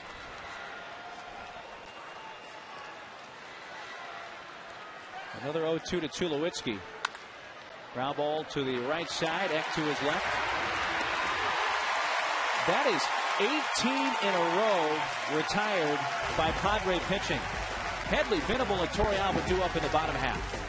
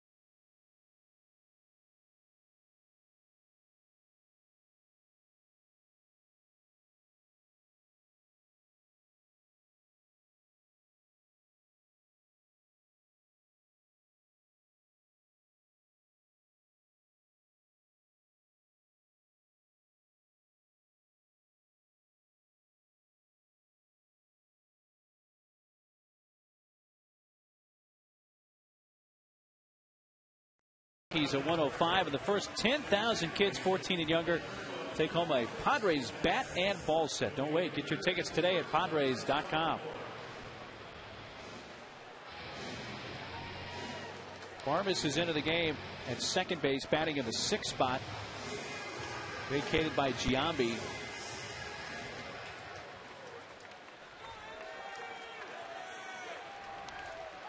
Mora has moved to first base. And Herrera has moved from second to third. Headley leading off. He's 0 for 3 with a RBI ground out in the 6th.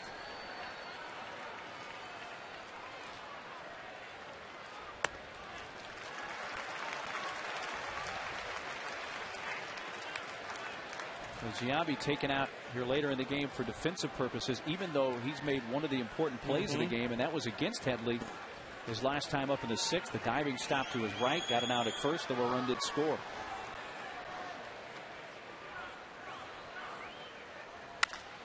Now ball to first, and along the line, the shovel. Mora gets it in time to Betancourt. Mora had just switched corners of the infield. Ball will find you, huh? It finds him right away. He was playing towards the line there with the switch hitter batting left-handed.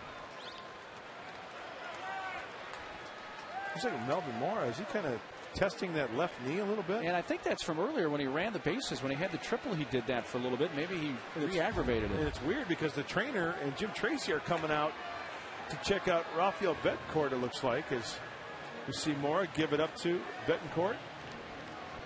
And maybe Rafael did something covering first base.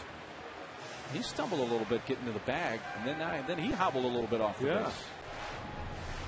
Melvin Moore is like, hey, wait, trainer, where are you going? He seems to be fine, though.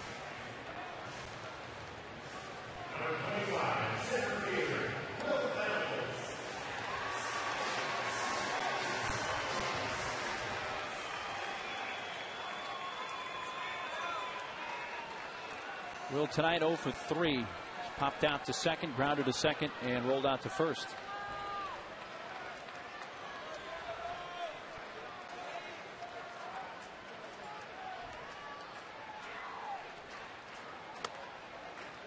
First pitch fastball is a strike at 92.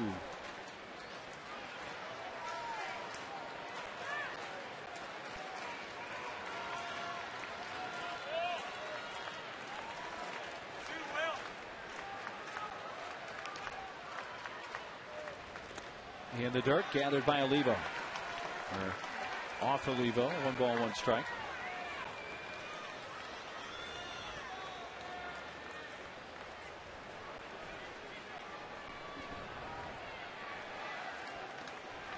Rockies closer Houston Street has gotten up.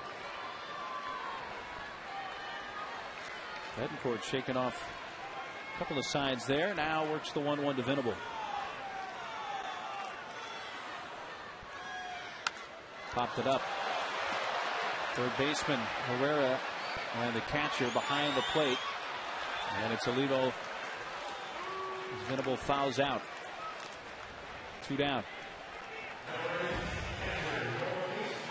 Is this another mistake? A hanging breaking ball. Sometimes when there's a hanging breaking ball, especially the breaking ball, the hitter commits a little bit. It's a hanger, which could be crushable, right? Yes. But because you're out in front a little bit, get underneath it, takes all the power away, and Will pops it up.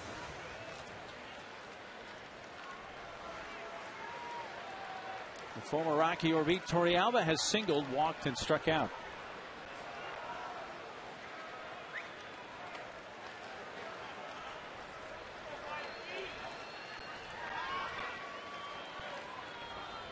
Rockies in their no doubles defense here. Big rip and a miss by Torrealba. Mora behind the bag at first, guarding the line. Herrera a few steps behind the bag at third and only a step or 2 off the line.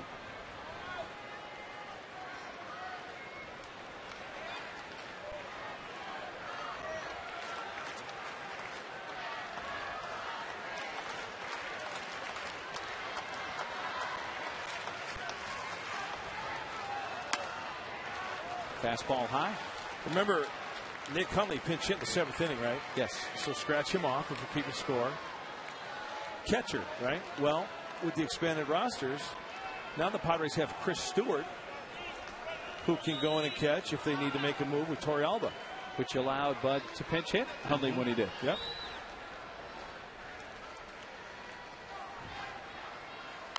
Torrealba jammed and fouls it back.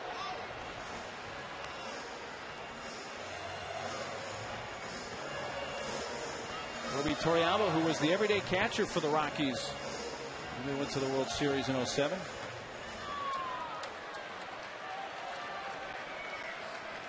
Last year he had a career best 16-game hitting streak, which was the longest in Rockies history for a catcher.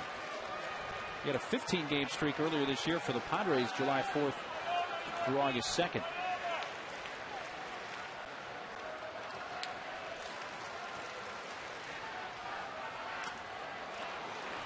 You mean it wasn't Jayhawk Owens who had that record? It wasn't Jayhawk Owens, no. I played with Jayhawk. Did you? Oh, yeah. Was he 93 in their expansion draft? Did they get him in the expansion draft? You know, I think he may have been.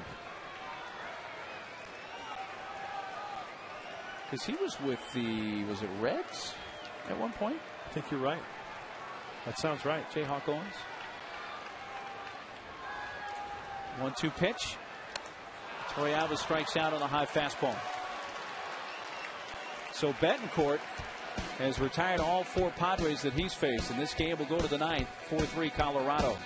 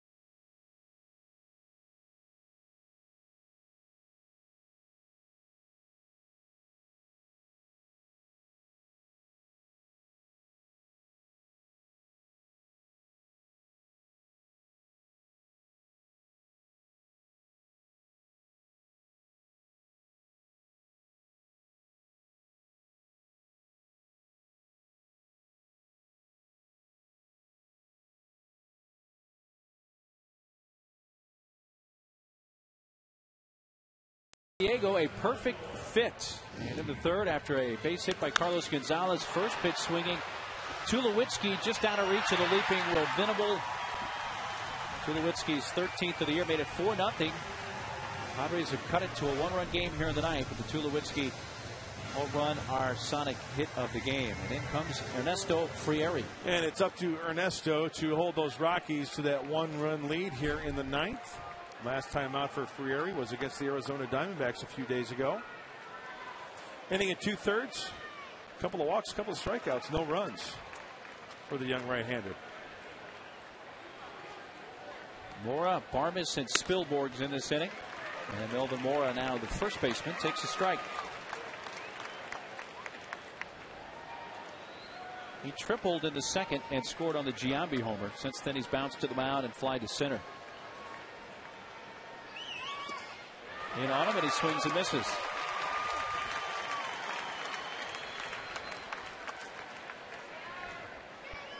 Ernesto Frieri from Colombia.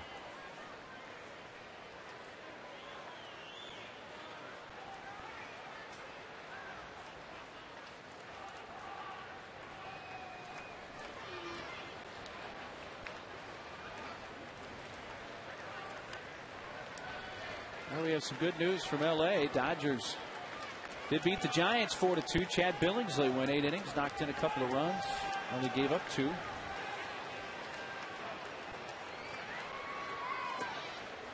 Breaking ball down low, 2-2.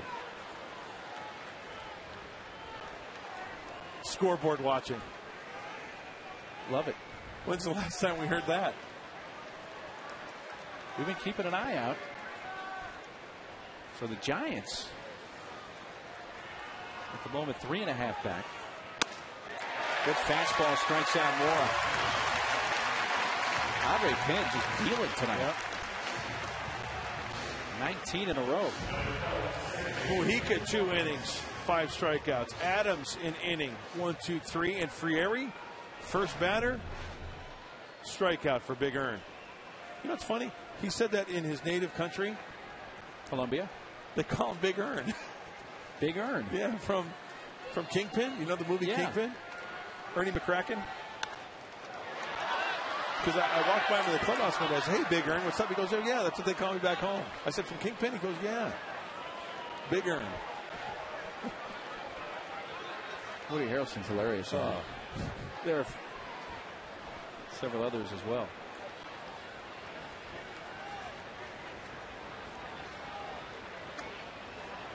Ooh, not by much. That looked like a pretty good pitch.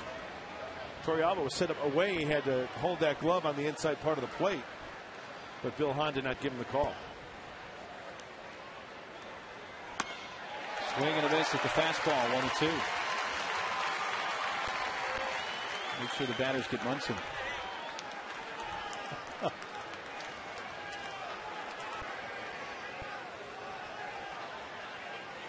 Where was Quay's character from? I know it was some Amish farm, but what state? Somewhere in Pennsylvania.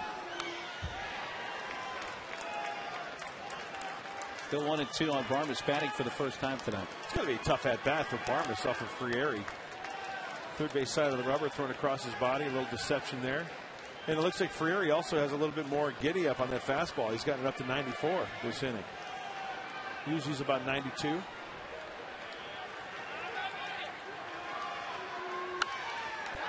Now there's another fastball off. We're looking at the Padre night. They're going to be down by at least a run, and it's the 8, 9, and 1 hitters. DeNorfia, pitcher Spot, and Eck. Only Cunningham and Hundley had been used, so that leaves quite a few off the bench. A left-handed bat of Stairs, a switch hitter Cabrera, Scotty Hairston, Salazar, and the other catcher Stewart from the right side. He's challenging him with fastballs.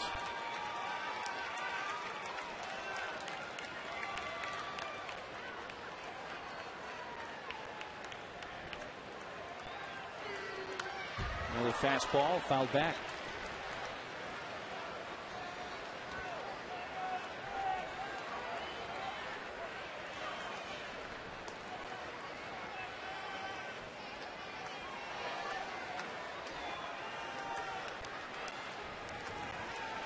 One-two pitch to Barmes.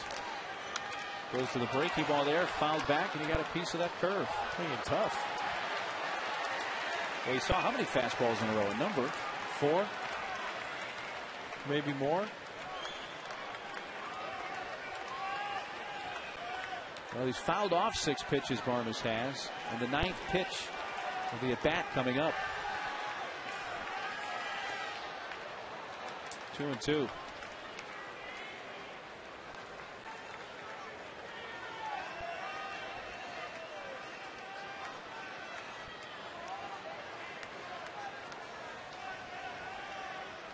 One out, bases empty in the Colorado 9th.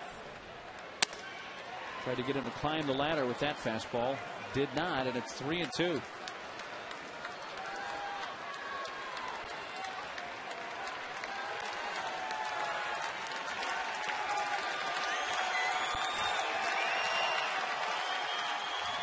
And a breaking ball in the dirt. A battle there between Frieri and Barmes. You got to tip your cap to Barmes. He saw 11 pitches there, working the walk, fouled off. Absolutely. A half dozen. Good plate appearance. That ends the string. Padre pitching had retired 19 in a row prior to that walk. The last hit, last base runner being Tulowitzki on the 2-run homer in the 3rd. Now Spilborgh's hit by pitch in the 2nd. Since then has fly to right and struck out him way high for ball 1, and that will bring Torrealba out.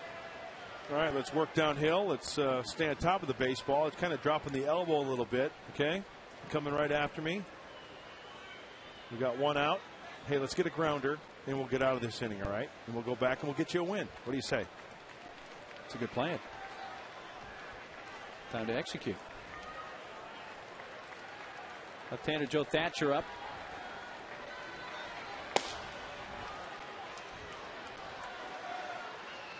They're 2 spots away from the pitcher, the Rockies are. And Seth Smith has been their best pinch hitter. He was the best pinch hitter really in the majors last year, being a left-handed bat. So Padres getting Thatch ready just in case. Strike on the outer half.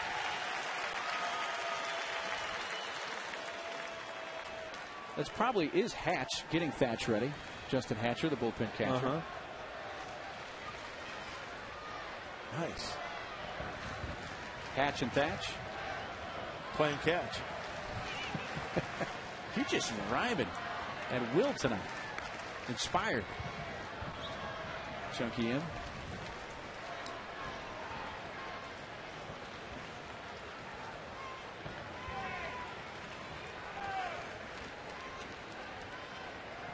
One to Spilborghs. Tails outside. Torrealba had to reach for that. That's how he tweaked his back in similar fashion on that last road trip. Reaching for a pitch. Might have felt it a little bit right there.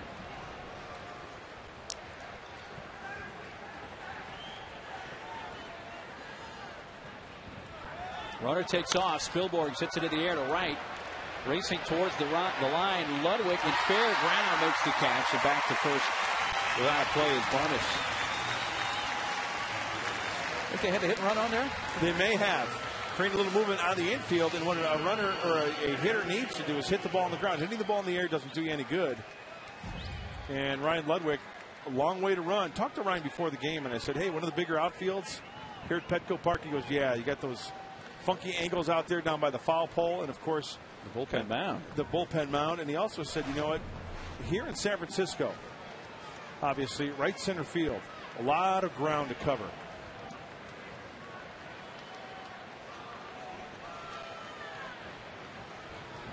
Rockies catcher Miguel Olivo taking. That fastball had a nice tail on it. Stayed in the zone for a strike. He's fanned and popped out twice. Olivo 0 for 3.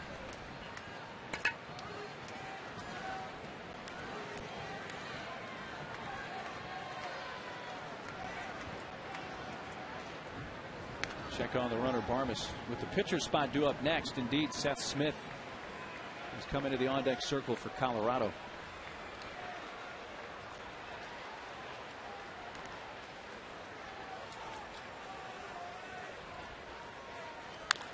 Towards third, just foul.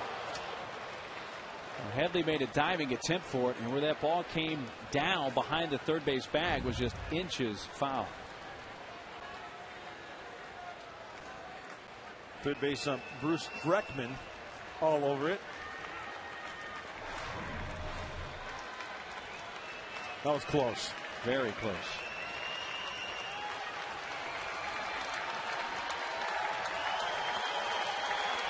They pitch out and Barmes not running.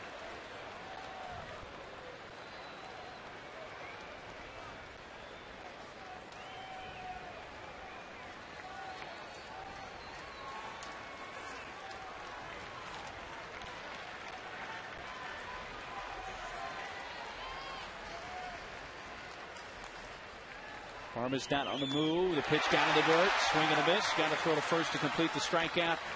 And Torrealba does.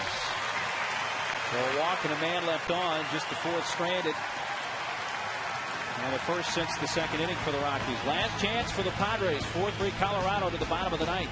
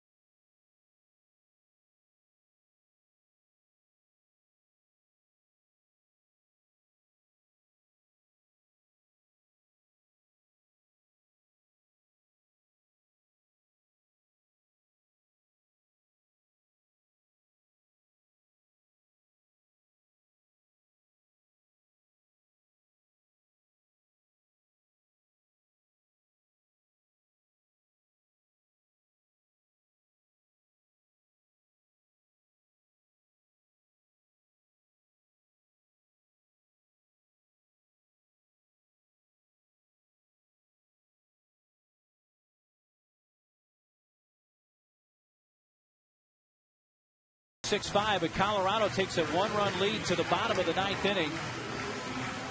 2 two-run home runs for the Rockies from Giambi and Tulowitzki and Houston Street. The closer for Colorado with a 1-run lead with the 8, 9, and 1 hitters coming up. 13 for 17 in save opportunities this year. A fastball, slider, and a change. Once again, around the plate. 34 to third innings pitch, only 9 walks. And that fastball he throws, he's not an overpowering guy.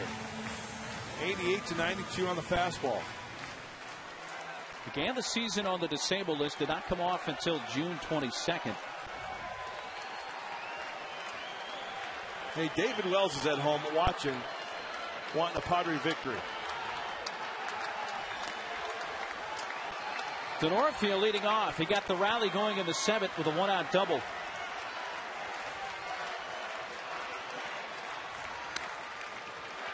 Street's normally around the plate. He doesn't walk a whole lot.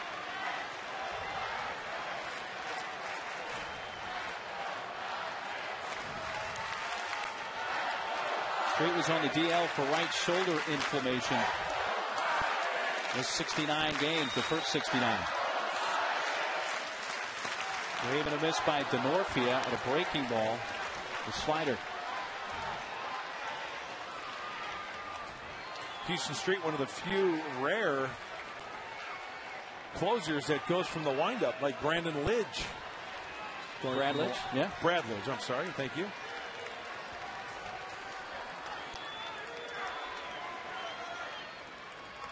Denorfia reaches out and pops it up into shallow right. And Barmas into the outfield to make the catch.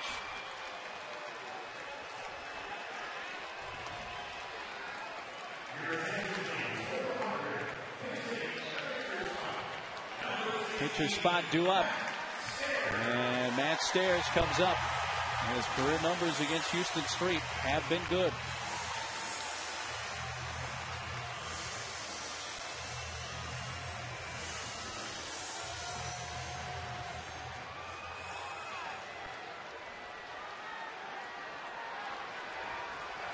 Giants lost tonight 4-2 to LA. Ball 1 low to Matt Stairs.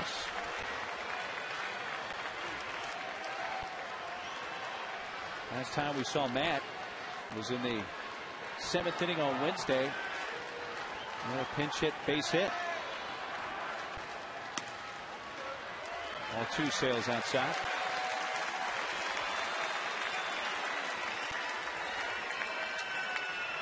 Corey Lukey in his major league debut tonight. 5 innings, 4 earned runs. 5 hits, walked a couple, struck out 3. The 2 two-run home runs. And the blows against it. And that's ball 3 to Matt Stairs. Hey, Padres need a bloop and a blast, right? A walk is just as good as a bloop.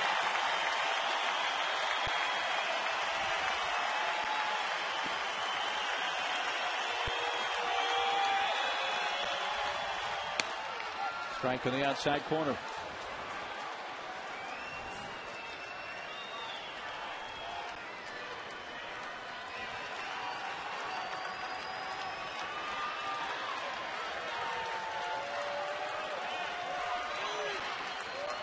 Stairs rips it foul.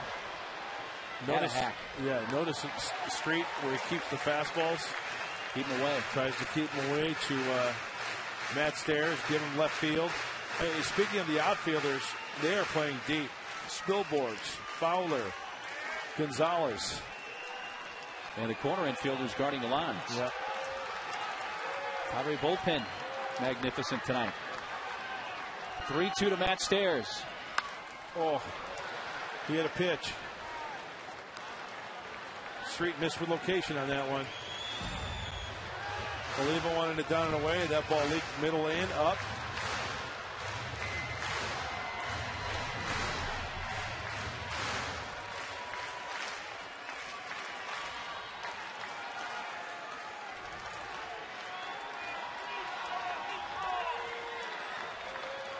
Three-two again.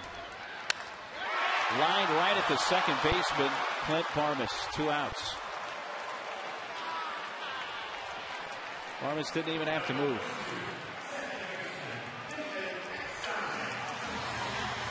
Padres down to their final out. The top of the order against Street now. And the second baseman, David Eckstein.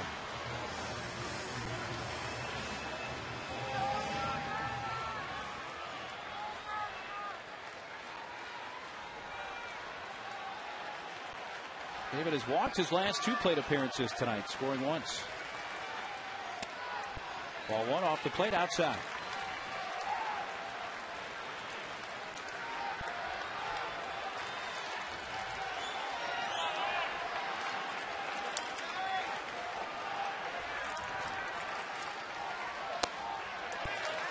A little low, says Bill Hahn. 2 balls, no strikes. You know what? Bill Hahn's called a good game tonight. He has. Been consistent. Yes, he has. Lilo started to go out to the mound and stopped. And Stairs was off the rubber.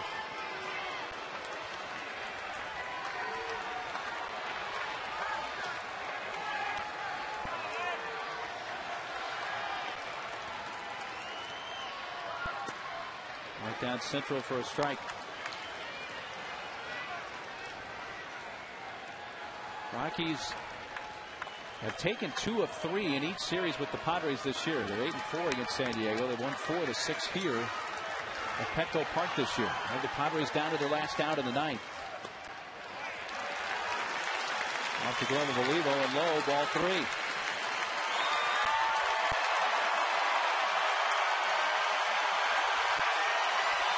This crowd trying to do their part. Egg trying to keep the 9th alive. A late strike called by Bill Hahn. Egg, thinking it was low, was headed to first. Justin Bieber doesn't like it. Thought that pitch was a little low.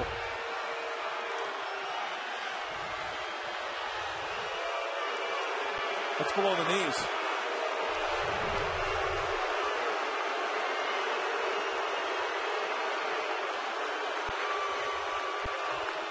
Well, the Padres down to their final strike and a 3-2 from Street. Lined up the middle and into center, and Eck with a base hit. Oh, Eck keeping it going with a 2-out single. Captain Clutch. They're going to pinch run with Cabrera for Eck. Okay, Street got the call on the low pitch. Eck, who has said before, you know what, I thrive on hitting with 2 strikes. Shortens up the swing, plays pepper up the center of the dime to keep the inning alive. Cabrera running for Eck.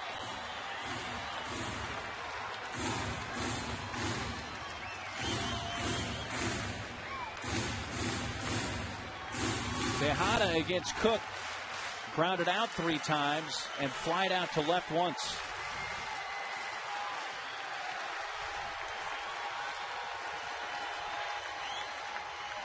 Fastball upstairs, ball 1.